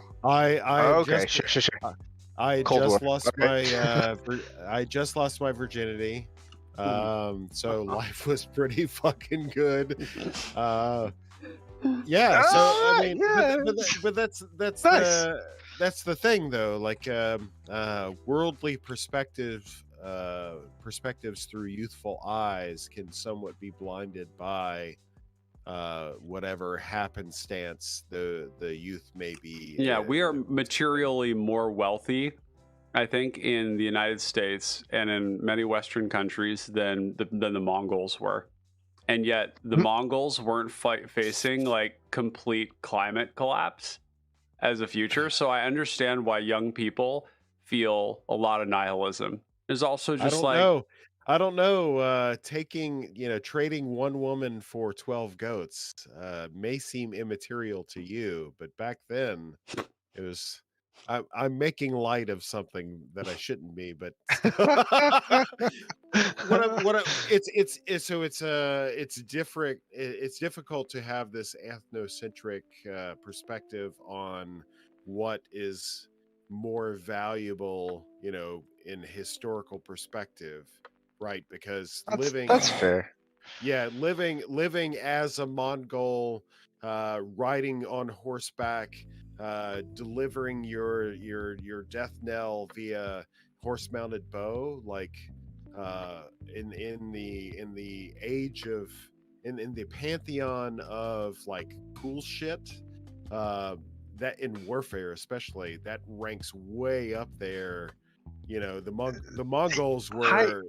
I have every reason to believe that if I lived during this time, I would be the witless jackass who was getting the death knell delivered to him. Like, I don't think I would be on the delivering end of that. I think I would be on the receiving end. At least you're beautiful. I am very much the kind of person who enthusiastically enjoyed the experience of living a very rural, somewhat backwards existence when I was living in Costa Rica for a year in the jungle without amenities.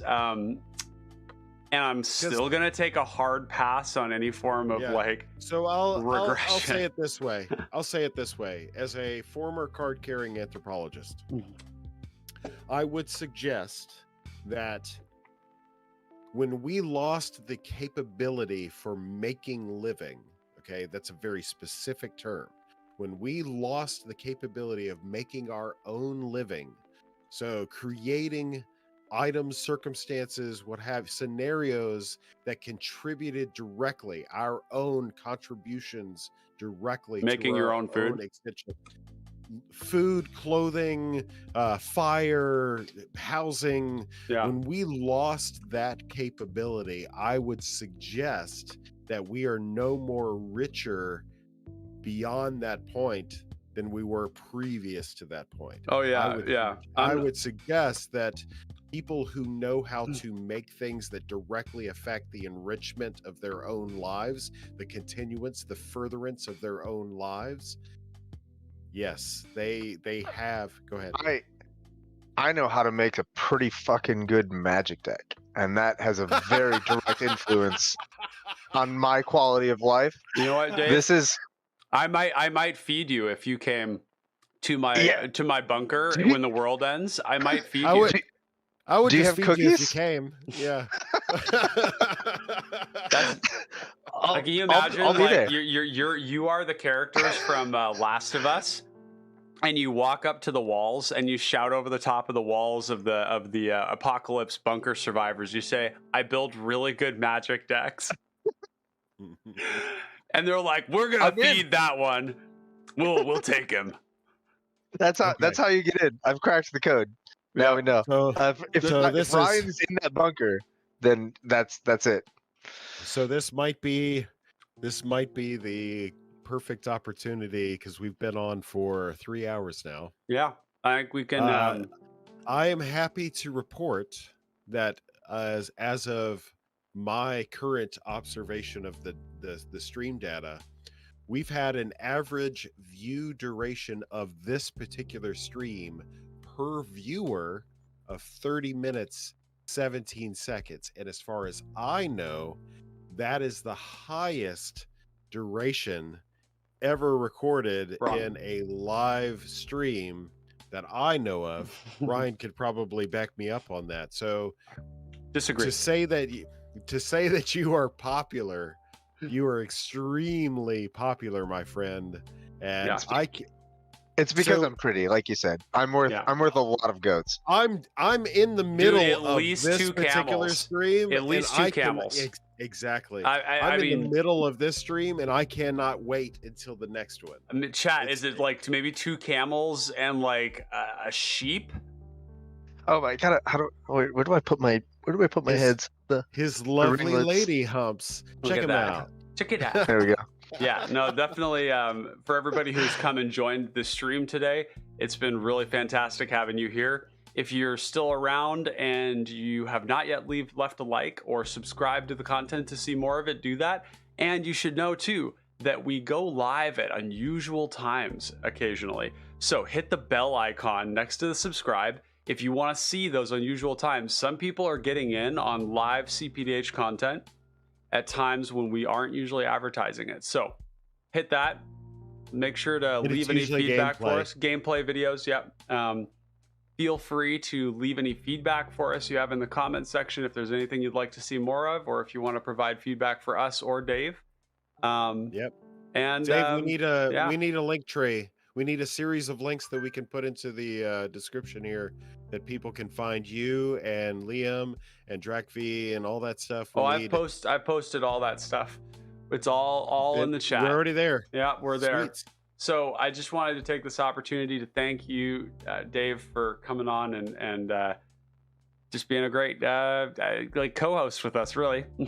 Thank you so much for having me. I've loved doing this. I've had the time of my life. You guys are fantastic to talk to. I think we've had really good discussions. I think we've had meaningful discussions. I think we've had productive discussions. Mm-hmm. This has been high quality, start to finish. Absolutely. Yeah, for sure.